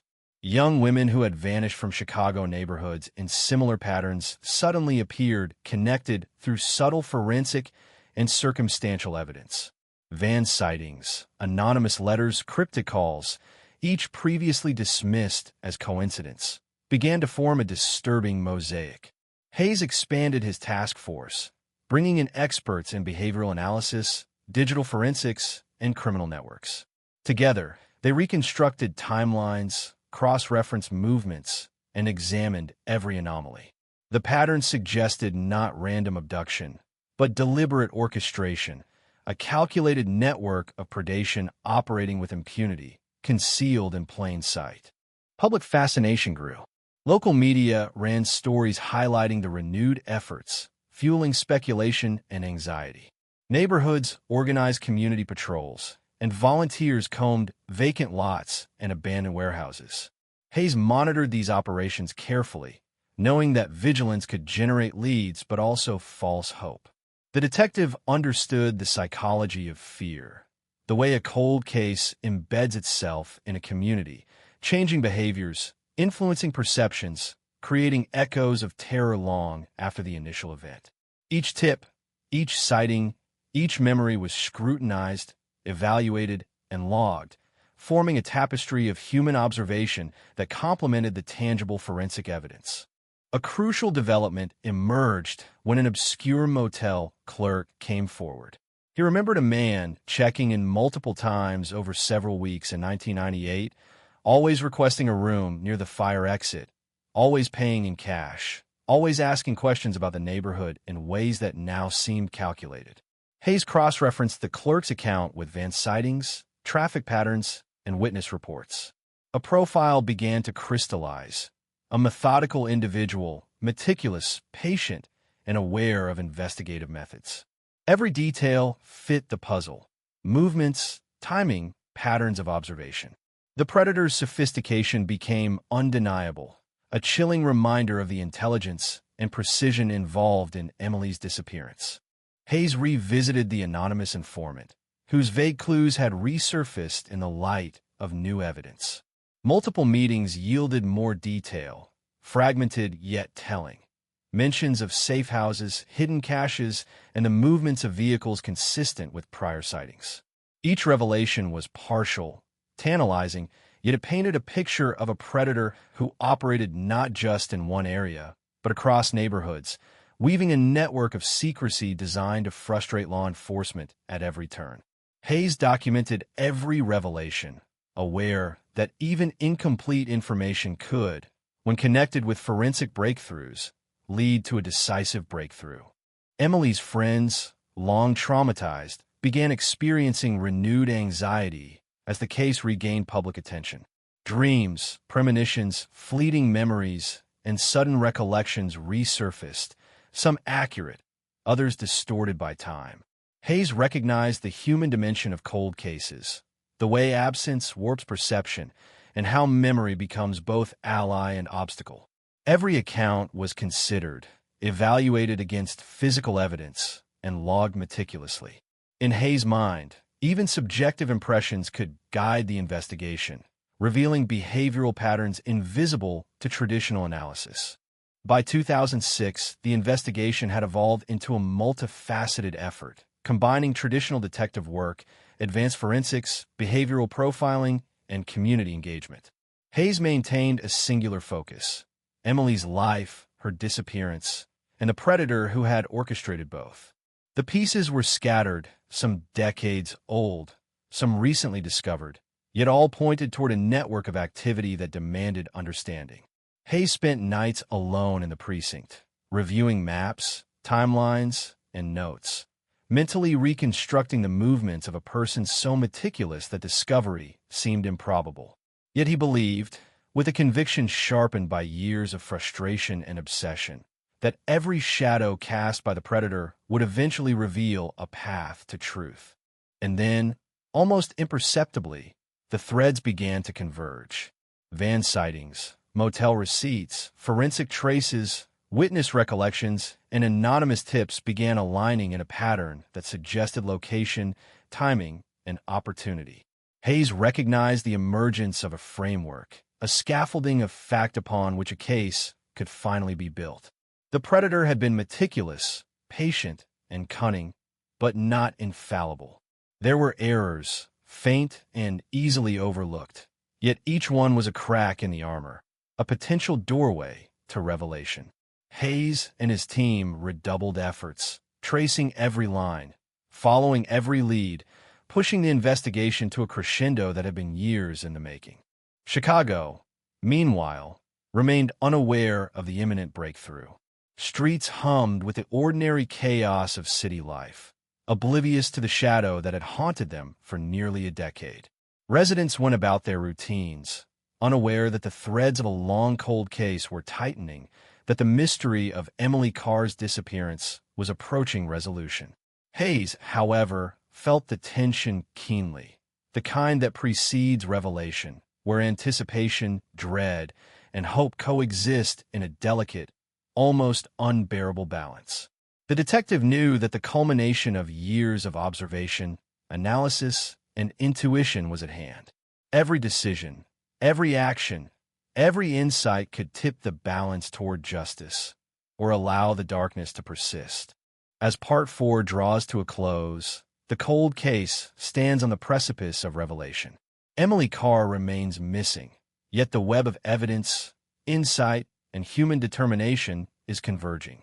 Hayes has illuminated patterns invisible for years, identified anomalies long dismissed, and pursued threads that have endured across neighborhoods and decades. The predator, meticulous and cunning, remains elusive, but the framework of exposure has emerged. Chicago waits unknowingly as a storm of justice gathers strength, and the shadows that have dominated Emily's story are poised to fracture under the weight of truth. The case, cold for so long, is warming, and the city is on the cusp of confronting a darkness that is hidden in plain sight for nearly a decade. It was a late spring night in 2007 when Hayes felt the first real tremor of breakthrough. The city's streets were quiet, almost suspiciously so, as if Chicago itself were holding its breath. In his office, surrounded by decades of accumulated files, photographs, and notes, Hayes traced yet another line on the investigation board, connecting a van sighting near Emily's apartment in '98 to a motel across the city where a suspicious man had registered under a false name. He held his breath. Every piece had been examined countless times, yet now, for the first time, they aligned. Patterns he had chased for years were converging into a coherent map, a framework suggesting that the predator had been meticulous but not infallible. Hayes could feel the weight of years pressing against him, the pressure of every dead end, every overlooked clue, every false lead, all coalescing into this single moment of potential revelation. The forensic lab had delivered results earlier that week, and Hayes pored over them again, unwilling to trust what he saw at first. Partial DNA from the motel key, previously contaminated, had been matched to a known offender with a history of abductions. The match was not complete, yet it was enough to warrant further investigation. Hayes noted it, cross-referenced it with past sightings, van reports, and anonymous tips. The name was not familiar in the context of Emily's social circle, nor had he appeared in any reports related to Lincoln Park in the late 90s. Yet the alignment of locations, behavior, and forensic traces suggested one terrifying possibility. The perpetrator had been operating under the radar, unconnected publicly, but active in patterns that were now coming into focus. He called his team together. Each member was tense, knowing the stakes were higher than ever. Hayes laid out the evidence, pointing to maps, photographs, and timelines that stretched across almost a decade. The team followed the connections, observing how van sightings, cryptic notes, motel registrations, and partial forensic evidence overlapped. They began constructing profiles, calculating probability patterns, and identifying potential suspects who fit the emerging model. Hayes' voice was steady but firm, commanding attention, forcing each member to consider the implications of every overlooked detail. The tension in the room was palpable. They were on the cusp of revelation, yet every new insight carried with it the weight of decades of frustration, danger, and the possibility of disappointment. A breakthrough arrived in the form of surveillance footage from a convenience store near Emily's last known route. Initially dismissed as irrelevant, the grainy tape, when enhanced using new technology, revealed a man loitering at odd hours, paying attention not to merchandise, but to the customers, particularly young women matching Emily's description. Hayes examined frame by frame, noticing subtle gestures, a glance toward the street, a check of his watch, the positioning of his hands that suggested intent, observation, predation. The detective cross-referenced this with van sightings, motel stays, and anonymous tips. The pieces meshed, revealing a rhythm to the predator's movements that had been invisible until now. Hayes felt the familiar surge of adrenaline, a combination of hope and dread, knowing that every revelation also brought new risk, new questions, and the burden of imminent confrontation. Emily's mother, Mary, remained a silent observer of the investigation's resurgence, visiting Hayes' office on occasion, bringing photographs, personal items, and sometimes simply her presence, a reminder of the human cost behind the years of research and analysis. Each visit sharpened Hayes' focus. He understood that beyond evidence and logic lay the weight of memory, love, and fear. He carried the burden of ensuring that the truth would not only be revealed, but would also honor Emily's life, her absence, and the family left in suspended grief. Hayes often imagined her face, frozen in photographs, her eyes reflecting both innocence and a subtle alertness, as if she had known danger was near but could not avoid it. That vision became a compass, guiding him through the labyrinth of shadows, false leads, and deceit. The anonymous informant, whose presence had always been elusive, re-emerged with information that, though fragmented, confirmed much of what Hayes had suspected. Mentions of safe houses, unusual travel patterns, and the predator's meticulous surveillance of his targets painted a picture of someone patient, methodical, and deeply calculating. Hayes noted the information with caution, knowing that even a half-truth could mislead. Yet patterns became undeniable. Locations, timing, behavior, and forensic evidence all converged, narrowing the scope of potential suspects. The detective realized that the perpetrator had not only been careful, but had likely underestimated the persistence of law enforcement, the evolution of forensic science, and the determination of those unwilling to forget.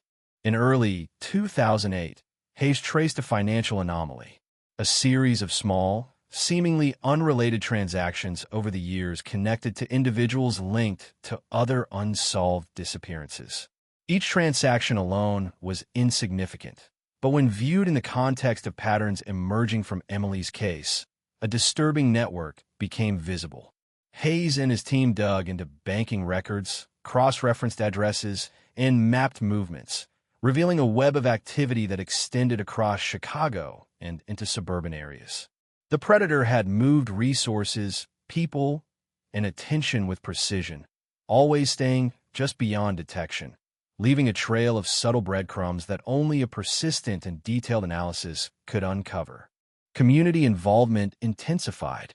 Local news outlets covered the resurgence of investigation. Volunteers monitored known hot spots, and neighborhood groups organized night watches. Hayes appreciated the support, but remained wary. In cold cases, the public's attention can be a double-edged sword, generating leads but also misinformation, false hope, and distractions. He carefully filtered tips, distinguishing between credible reports and noise, always returning to the evidence, always verifying, always seeking the anomaly that would break the case wide open. The tension in the city mirrored that in the precinct. Chicago itself seemed to shiver under the weight of anticipation, the collective anxiety of residents intertwined with the detective's relentless pursuit. A critical lead emerged from a retired postal worker who recalled delivering letters to a particular address in 1998, letters addressed to no one, but left conspicuously for collection by unknown parties. Hayes examined old records, reconstructed delivery routes, and cross-referenced names, timelines, and patterns of behavior. Slowly, a single thread began to rise above the chaos. A connection that linked Emily's disappearance with an individual whose presence had been subtle, almost imperceptible, yet whose movements matched every known anomaly. The detective felt the familiar shiver of revelation mingled with dread. The predator had always been there, hidden in plain sight, underestimated, and now, years later, the evidence was pointing directly at him. As Hayes prepared to act on this emerging thread, he faced the delicate balance of strategy, patience, and timing. Arresting a suspect too early could jeopardize the integrity of the case, alert the predator, and destroy years of painstaking work. Waiting too long risked losing the advantage, allowing movement, destruction of evidence, or even harm to the missing person if she were still alive. Hayes calculated each possibility, mapping risks, evaluating the network of known associates, and ensuring that every step was deliberate. This was no longer just a cold case. It was a complex dance between predator and detective, each aware, in some form, of the other's existence, navigating an intricate landscape of shadows, evidence, and human behavior. By mid-2008, Hayes had assembled the pieces necessary to confront the suspect. The network of van sightings, motel stays, financial anomalies, forensic traces, and witness accounts coalesced into a detailed pattern, revealing not only the individual responsible, but also the methods, timing, and possible locations connected to Emily's disappearance. The detective briefed his team, outlining the plan with precision, mapping entry points, surveillance, and coordination with local authorities. The room was tense, the kind of charged silence that precedes decisive action. Every detail mattered. A single misstep could compromise years of work and the fragile thread of justice that had been woven through the labyrinth of uncertainty. Meanwhile, the psychological weight of the investigation pressed heavily on Hayes. Nights were restless, consumed by maps, photographs, and analysis. He envisioned confrontations, rehearsed questioning, and scenario after scenario, weighing outcomes, anticipating deception, and preparing for the unexpected. Every detail, every anomaly, every trace became magnified under the intensity of preparation.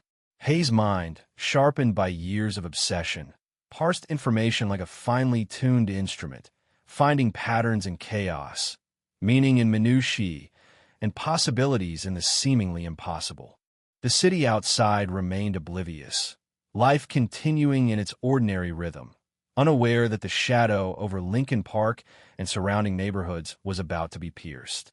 Hayes knew that the moment of revelation, when the predator would finally be confronted, would send shockwaves through the city. The long years of tension, speculation, and fear would converge into a single event, a crescendo that had been nearly a decade in the making. Every photograph, every report, every minor observation contributed to the impending confrontation. The cold case, frozen in time for so long, was now thawing, each detail aligning toward inevitable exposure. As Part 5 closes, the investigation reaches a climax of anticipation. The framework of the case is solid, the suspect identified through a convergence of forensic, circumstantial, and behavioral evidence. Hayes and his team stand on the precipice of action, the culmination of nearly a decade of painstaking work. The city, unaware, hums along its familiar rhythm, oblivious to the storm about to break. Emily Carr's cold case, once a shadow stretching across years and neighborhoods, now has the potential for resolution. The tension, suspense, and meticulous orchestration that have defined the investigation are poised to culminate in confrontation, revelation, and justice. The night air was thick with anticipation as Hayes coordinated his team, each member tense, eyes flicking between maps, photographs, and notes that spanned nearly a decade. The suspect's location had been narrowed, a modest apartment in a nondescript building, carefully chosen to blend into the surrounding cityscape. Hayes reviewed every detail, the suspect's routines, the van sightings, the motel stays, even the minutiae of trash disposal, deliveries, and phone usage. Every anomaly that had once seemed insignificant now formed a lattice of predictability. The predator had been meticulous, careful, almost impossibly so, but he had left enough traces for the persistent eye, the determined mind, to follow. Hayes could almost feel the shadow of the man in the apartment, unaware that the web of his own making was closing in. The team moved with calculated precision, aware that a single misstep could erase years of investigation. Surveillance had documented the suspect's patterns for weeks, revealing brief departures, erratic visitors, and subtle behaviors that indicated control and paranoia. Hayes noted these details with meticulous care. The suspect's awareness of past police attention suggested cunning. He had hidden in plain sight, confident in his knowledge of investigative limitations. Yet every trace, every small slip, had been cataloged, cross-referenced, and analyzed. The detective knew that patience would be rewarded, that the culmination of years of effort was near, but the danger, the unpredictability, was ever present. Inside the precinct, Hayes' team reviewed the evidence one last time before deployment. Photographs of Emily were pinned alongside maps, tracing her movements, event sightings, and related disappearances. Notes from witnesses, cryptic letters, and forensic reports were arrayed in an organized chaos that reflected nearly a decade of obsession. Hayes spoke quietly but firmly, emphasizing timing, coordination, and contingency. The room was tense.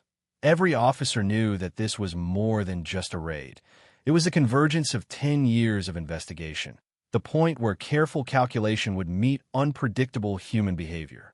Outside, the city remained unaware, the hum of traffic and distant sirens masking the storm of justice about to strike. As the operation commenced, surveillance footage revealed the suspect moving through his apartment, unaware of the coordinated observation. Hayes noted every movement, the cautious glances through blinds, the methodical handling of objects, the subtle pacing across the room. The man's behavior was consistent with prior profiling, deliberate, controlled, and calculated. Hayes' pulse quickened, a mixture of anticipation and fear. Years of cold leads, anonymous tips, cryptic notes, and painstaking analysis had led to this moment. The predator's facade of invulnerability was about to crumble, and the truth, long obscured, was poised to emerge. The tactical team prepared to enter. Hayes, coordinating from the perimeter, ensured that every angle was covered, that every exit was accounted for, that no element of chance could compromise the operation. Communication was precise, a web of radios and signals that maintained coordination while minimizing exposure. Inside, the suspect remained oblivious, performing mundane tasks, unaware that every movement had been anticipated, every decision accounted for. Hayes reflected on the years of frustration, the missed leads, the moments when hope seemed futile. Now, the culmination of that relentless pursuit of truth was at hand. Then, the first confrontation. Officers breached the apartment quietly, moving with professional precision. Hayes watched via monitors as the suspect reacted, confused, defensive, then rapidly calculating his options. His movements were deliberate, but he was no longer invisible. Years of concealment had ended in a single, inevitable confrontation. Hayes' team restrained him efficiently, noting the absence of resistance beyond calculated gestures. Every nuance was observed, recorded, and documented. The suspect's identity, previously obscured by layers of deception, was now confirmed. DNA, fingerprints, van sightings, motel records, and witness accounts converged, leaving no room for doubt. The city, unaware in its slumber, would soon learn the truth. Hayes coordinated the transport of the suspect, ensuring that evidence was preserved, documented, and immediately analyzed. The forensic team followed, preparing to link physical traces to the suspect with absolute certainty.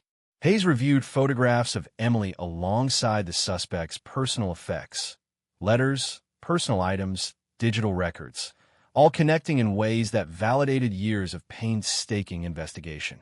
The predator's careful planning had been impressive, yet flawed. The meticulous construction of his hiding, observation, and communication had left subtle cracks, each one exploited by the persistent, observant detective. During interrogation, Hayes noted every reaction, every hesitation, every micro-expression. The suspect, confronted with evidence spanning nearly a decade, vacillated between denial, anger, and calculated minimization. Hayes methodically presented each piece, connecting the mosaic of evidence into a narrative too precise, too undeniable to ignore. The detective's voice was steady, relentless, carrying the weight of years, of victims, of a community haunted by unanswered questions. Slowly, fractures appeared, lies unraveled. The predator's control slipped, revealing glimpses of truth, admissions carefully layered beneath years of secrecy and planning. Meanwhile, Emily's family was informed, their reactions a mixture of shock, relief, and long-suppressed grief. Mary Carr, upon hearing the news, collapsed into the arms of Hayes and his team, years of anxiety and unanswered questions coalescing into an overwhelming wave of emotion. The detective provided details cautiously, mindful of the fragile balance between revelation and psychological impact. The closure, though partial, was profound. Emily's disappearance, once a shadow stretching across a decade, was now illuminated by meticulous investigation, relentless pursuit, and the inevitable unraveling of a carefully constructed deception. Forensic teams moved quickly, cataloging every item associated with the suspect. Clothing, letters, electronic devices, and personal effects were meticulously documented, cross-referenced with prior evidence. DNA traces were matched conclusively, connecting the suspect to Emily's disappearance and, where possible, to other unresolved cases. Hayes observed each step, aware that the convergence of physical evidence and investigative insight was the foundation upon which legal accountability would be built. The city had been haunted by ambiguity for nearly a decade. Now, clarity was emerging through meticulous work and relentless determination. The psychological profile of the suspect began to crystallize as interviews proceeded. Hayes and his team documented patterns of behavior, motives, and methods that aligned with evidence collected over the years. The man was intelligent, patient, and methodical, characteristics that had allowed him to operate undetected for nearly a decade.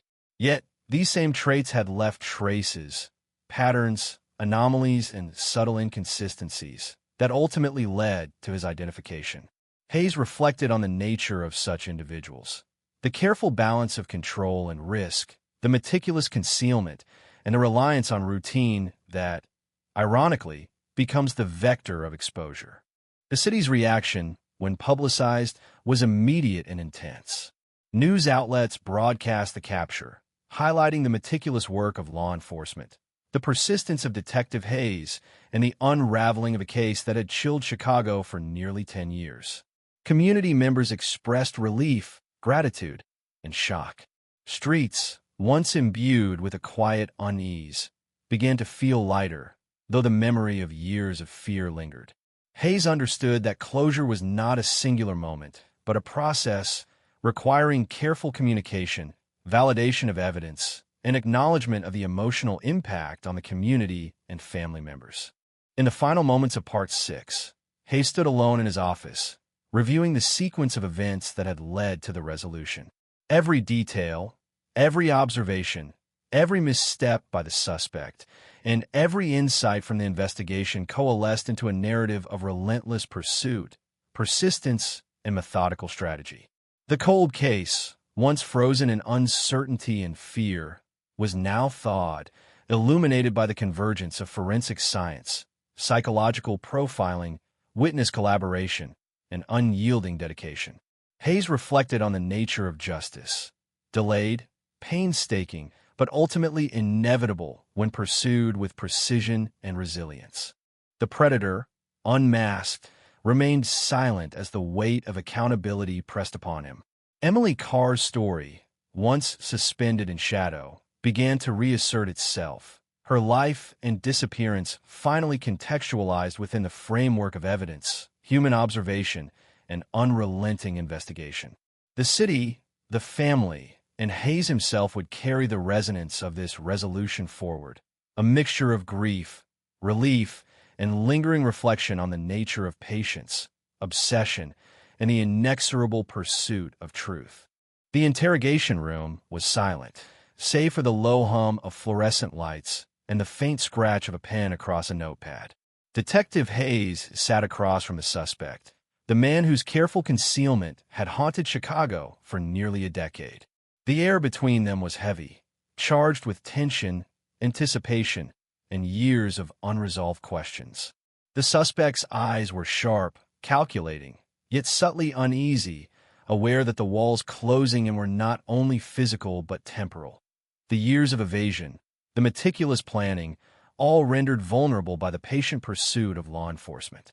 Hayes began methodically, speaking with calm precision, recounting timelines, sightings, van registrations, cryptic notes, and forensic traces, each fact carefully arranged to collapse the illusions of control that had protected the man for so long.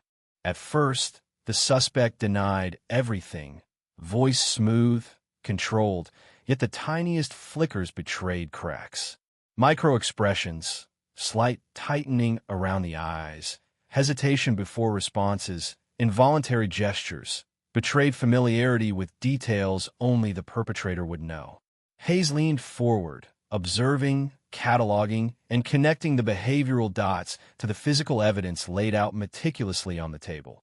The motel receipts, the van sightings, the partial DNA, the hair fiber from Emily's apartment, and the handwritten letters sent to her mother. Each piece was an accusation, undeniable, methodically orchestrated to guide the suspect toward confession without confrontation, leveraging decades of obsessive observation and analysis. The suspect's denial persisted, layered with attempts to manipulate, misdirect, and sow doubt.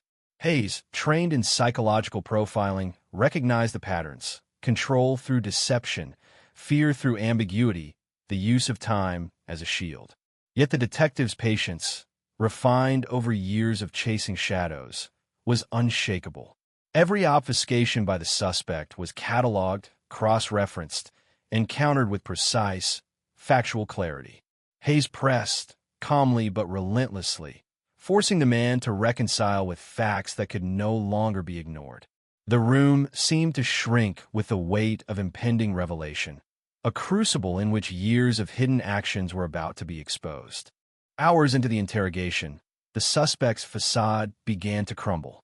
He revealed fragments, cautious and measured, admitting to being in locations corroborated by van sightings, acknowledging familiarity with motel rooms where he had stayed, confirming small behavioral patterns noticed by witnesses, yet carefully avoiding any direct admission of responsibility for Emily's disappearance. Hayes documented every word, noting both what was said and what remained unspoken. The detective understood the psychology at play, the need for control, the instinct to survive, and the subtle hope of manipulating the narrative even as evidence closed in. Hayes countered each maneuver, gently tightening the net of logic and proof until the cracks widened beyond repair. Emily's mother, Mary, was brought in under controlled circumstances to confront the suspect with her presence and emotional testimony. The room trembled with a mixture of grief, fear, and anticipation as she spoke, her voice raw yet steady. She described Emily's habits, the small joys of her daily life, the way she smiled, laughed, and moved through the world with a combination of caution and curiosity. Hayes watched closely, noting the emotional impact on both mother and suspect. The man's reactions were subtle, micro gestures of discomfort, the faint twitch of a lip, the avoidance of eye contact, tiny indicators confirming the weight of evidence and the emotional resonance of testimony that he could not control. As the interrogation progressed, Hayes introduced forensic evidence incrementally, each item strategically timed to maximize psychological effect. The partial DNA match was presented first, then the fiber, then the letters and postcards. Each revelation was designed not to intimidate, but to dismantle the carefully constructed barrier of denial and deflection. The suspect's confidence waned incrementally, replaced by anxiety, calculation, and eventual resignation.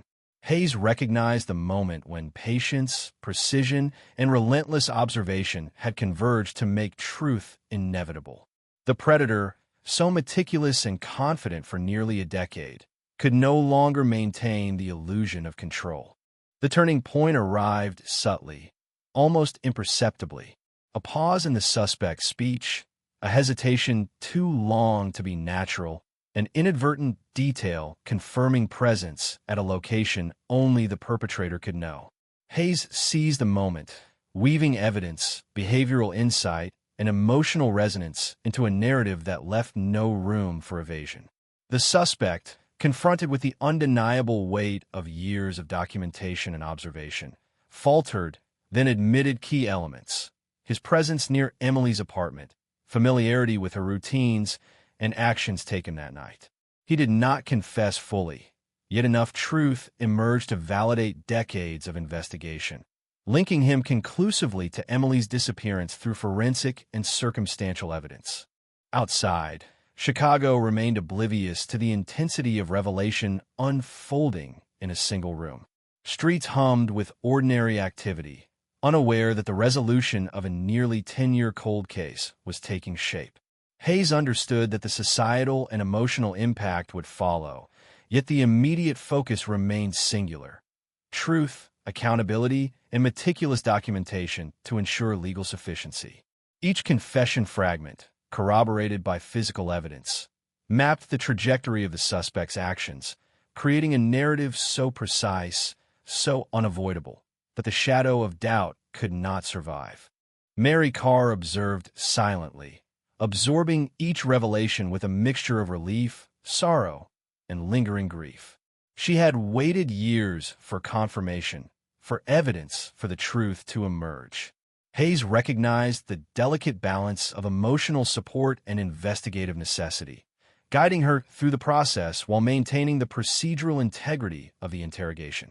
Every question, every piece of evidence, every emotional exchange was calibrated to achieve maximal clarity and accountability without compromising the legal process or psychological safety of those involved. The suspect, now partially unmasked through confession and corroborating evidence, revealed additional details: hidden movements, abandoned items, minor but significant actions connected to Emily's disappearance. Hayes meticulously recorded each revelation, knowing that the culmination of truth required absolute precision. The detective's mind, honed over years of obsession, organized each fragment, assessed credibility, and aligned it with existing evidence.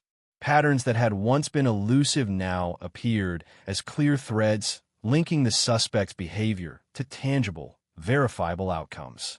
The narrative of the crime, once fragmented across years and space, began to coalesce. Forensic teams continued their work concurrently, linking items from the suspect's residence, van sightings, and motel stays to Emily's disappearance and corroborating previous witness accounts. Hayes monitored the chain of evidence, ensuring that each link was documented, validated, and cross-referenced. The convergence of confession, forensic evidence, and behavioral analysis created a robust framework, leaving no room for alternative interpretations or reasonable doubt. The cold case, suspended for nearly a decade, was now a documented sequence of events, behaviors, and decisions that led inexorably to accountability. In the subsequent hours, Hayes pieced together the timeline of the suspect's actions on the night of Emily's disappearance. Surveillance, witness statements, and forensic traces mapped movements through the city, including stops at locations previously unlinked to the case.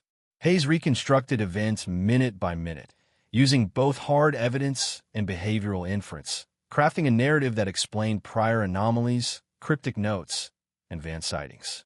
Each revelation provided closure not only for the investigative team, but also for Emily's family, for whom years of uncertainty and speculation had been a constant burden. By the end of Part 7, the suspect's identity, methods, and partial confession had created a detailed, unassailable record linking him to Emily's disappearance. Hayes had achieved the painstaking synthesis of evidence, observation, and psychological insight that defines the resolution of a long cold case. Chicago, soon to learn of the culmination, would confront the reality of a predator hidden in plain sight for nearly a decade. Emily Carr's story, suspended for years in fear, ambiguity, and unanswered questions, had begun to emerge from the shadows, framed by meticulous investigation, persistent dedication, and the inexorable pursuit of truth. The city of Chicago was waking to a revelation it had long avoided. Hayes had spent nearly a decade piecing together the shadows, reconstructing a puzzle that spanned neighborhoods, vanished young women, cryptic notes, and forensic traces, and now the culmination was undeniable. News had not yet broken, but the energy in the precinct was electric. The suspect sat in custody, quiet but calculating, aware that the net had finally caught him, that every maneuver, every meticulous plan he had relied upon, had unraveled under the relentless pressure of patient, precise investigation. Hayes reviewed the confession notes again, each detail mapped to corroborating evidence. Van sightings, motel receipts, hair fibers, DNA traces, witness reports. The mosaic was complete, each fragment connected, every shadow illuminated, and yet the emotional gravity weighed heavily.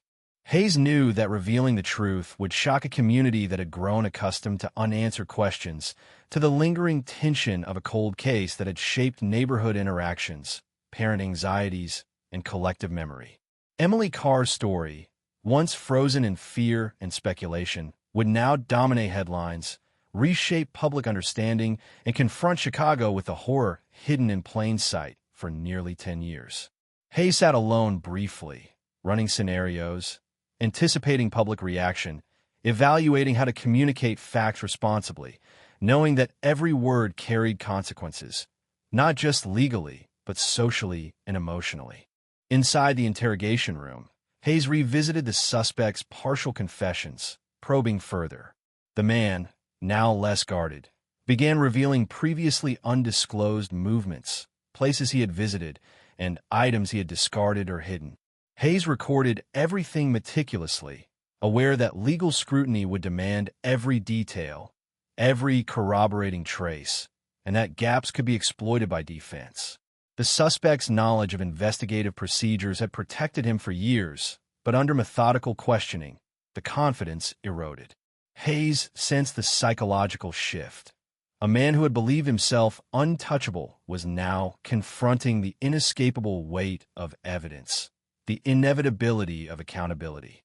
Meanwhile, Emily's mother, Mary, and close family members were updated carefully, shielded from raw details initially, but gradually exposed to verified facts. The impact was profound. Years of suspended grief, speculation, and hope coalesced into an emotional storm. Mary absorbed each revelation with measured devastation, clinging to moments of clarity amid the chaos of renewed trauma. Hayes guided the process, understanding that closure was multifaceted, emotional, legal, and communal. Every letter, every photograph, every forensic trace provided not just evidence, but a conduit for understanding, remembrance, and eventually healing. Forensic teams worked around the clock. Items recovered from the suspect's residence, van, and personal effects were cataloged and analyzed. Fibers, hair, and trace evidence were matched to Emily's environment and previously collected items. Letters and cryptic communications were examined for handwriting consistency and ink analysis. Digital records, once overlooked or incomplete, were cross-referenced with financial transactions and movement patterns. Hayes oversaw each step, understanding that the convergence of multiple independent lines of evidence was the key to airtight prosecution. Every minor detail mattered, from the microscopic to the behavioral, creating a comprehensive narrative connecting the suspect to Emily's disappearance beyond reasonable doubt. As the community learned fragments of the truth, fear and fascination spread simultaneously. Neighbors who had once been vigilant, parents who had instilled caution in children, and residents who had long speculated about the unknown began to process the reality. A predator had walked among them for nearly a decade, his careful planning hidden in plain sight, and yet finally exposed by persistent, meticulous detective work. Hayes observed these reactions through media reports, community updates, and public sentiment, noting both relief and lingering unease. The revelation was cathartic yet destabilizing, confirming fears while demonstrating that persistent pursuit of truth can prevail even against decades of deception. The suspect, under continued interrogation, revealed further chilling insights: precise times, specific locations, and the psychological manipulation employed over the years. Hayes documented each disclosure, aware of their importance in constructing an evidentiary timeline and psychological profile. The predator's actions had been deliberate, calculated, and terrifying in their consistency. Yet now, under scrutiny, the meticulous orchestration was unraveling. Hayes noted behavioral patterns indicating both remorse and residual attempts at control, subtle inconsistencies revealing gaps in memory and deliberate deception that had failed to withstand methodical pressure. Emily's case also illuminated connections to other unresolved disappearances, patterns previously dismissed as coincidence now appearing intentional. Hayes cross-referenced these with the suspect's movements, van sightings, and other circumstantial evidence. A disturbing network emerged, coordinated, methodical, yet ultimately flawed. It seems exposed by patient and precise investigative work. Hayes recognized the scale of danger and manipulation the suspect had employed, the extended reach across neighborhoods, and the profound impact on the community's sense of safety. Each newly revealed connection expanded both the scope and the implications of the cold case, heightening the emotional and investigative intensity. Legal counsel coordinated closely with Hayes and the investigative team, ensuring that every confession, every piece of evidence, and every procedural step met the strictest standards. Hayes understood that the legal dimension was as critical as the investigative one. Years of patience and precision could be undermined by procedural missteps, and the narrative of the crime had to withstand rigorous scrutiny in court. The alignment of confession, forensic evidence, and behavioral profiling created a narrative both compelling and legally robust, linking the suspect to Emily's disappearance and other related incidents with precision. Community reactions intensified as more details emerged. Volunteers who had combed neighborhoods for clues, parents who had educated children on safety, and neighbors who had monitored strange activity all realized the scale of the predator's deception. Relief was tempered by horror, the realization that a methodical abductor had existed among them for nearly 10 years, hidden in plain sight, exploiting patterns of trust, routine, and societal assumptions. Hayes observed these dynamics, understanding that closure was not only legal but social, the culmination of persistent investigation providing both factual and emotional resolution. Meanwhile, forensic teams confirmed connections between the suspect and previously unidentified evidence. Fibers from Emily's apartment, partial DNA matches, and trace materials consistent with van sightings and motel visits. Each match strengthened the narrative, linking actions to locations and corroborating witness testimony. Hayes reviewed the evidence meticulously, ensuring that every detail was accounted for, cross-referenced, and documented. The convergence of multiple lines of evidence, behavioral profiling, and confession created a comprehensive framework for prosecution, leaving no room for ambiguity or reasonable doubt. The psychological toll on the suspect became evident. Under sustained questioning, his demeanor shifted from defiance to calculation to eventual resignation. Micro-expressions revealed awareness of the inevitable consequences, subtle signs of fear, and recognition of the evidence that now enclosed him. Hayes, trained in behavioral observation, noted these shifts and strategically used timing and presentation of evidence to maintain pressure, guiding the suspect toward fuller admissions without direct coercion.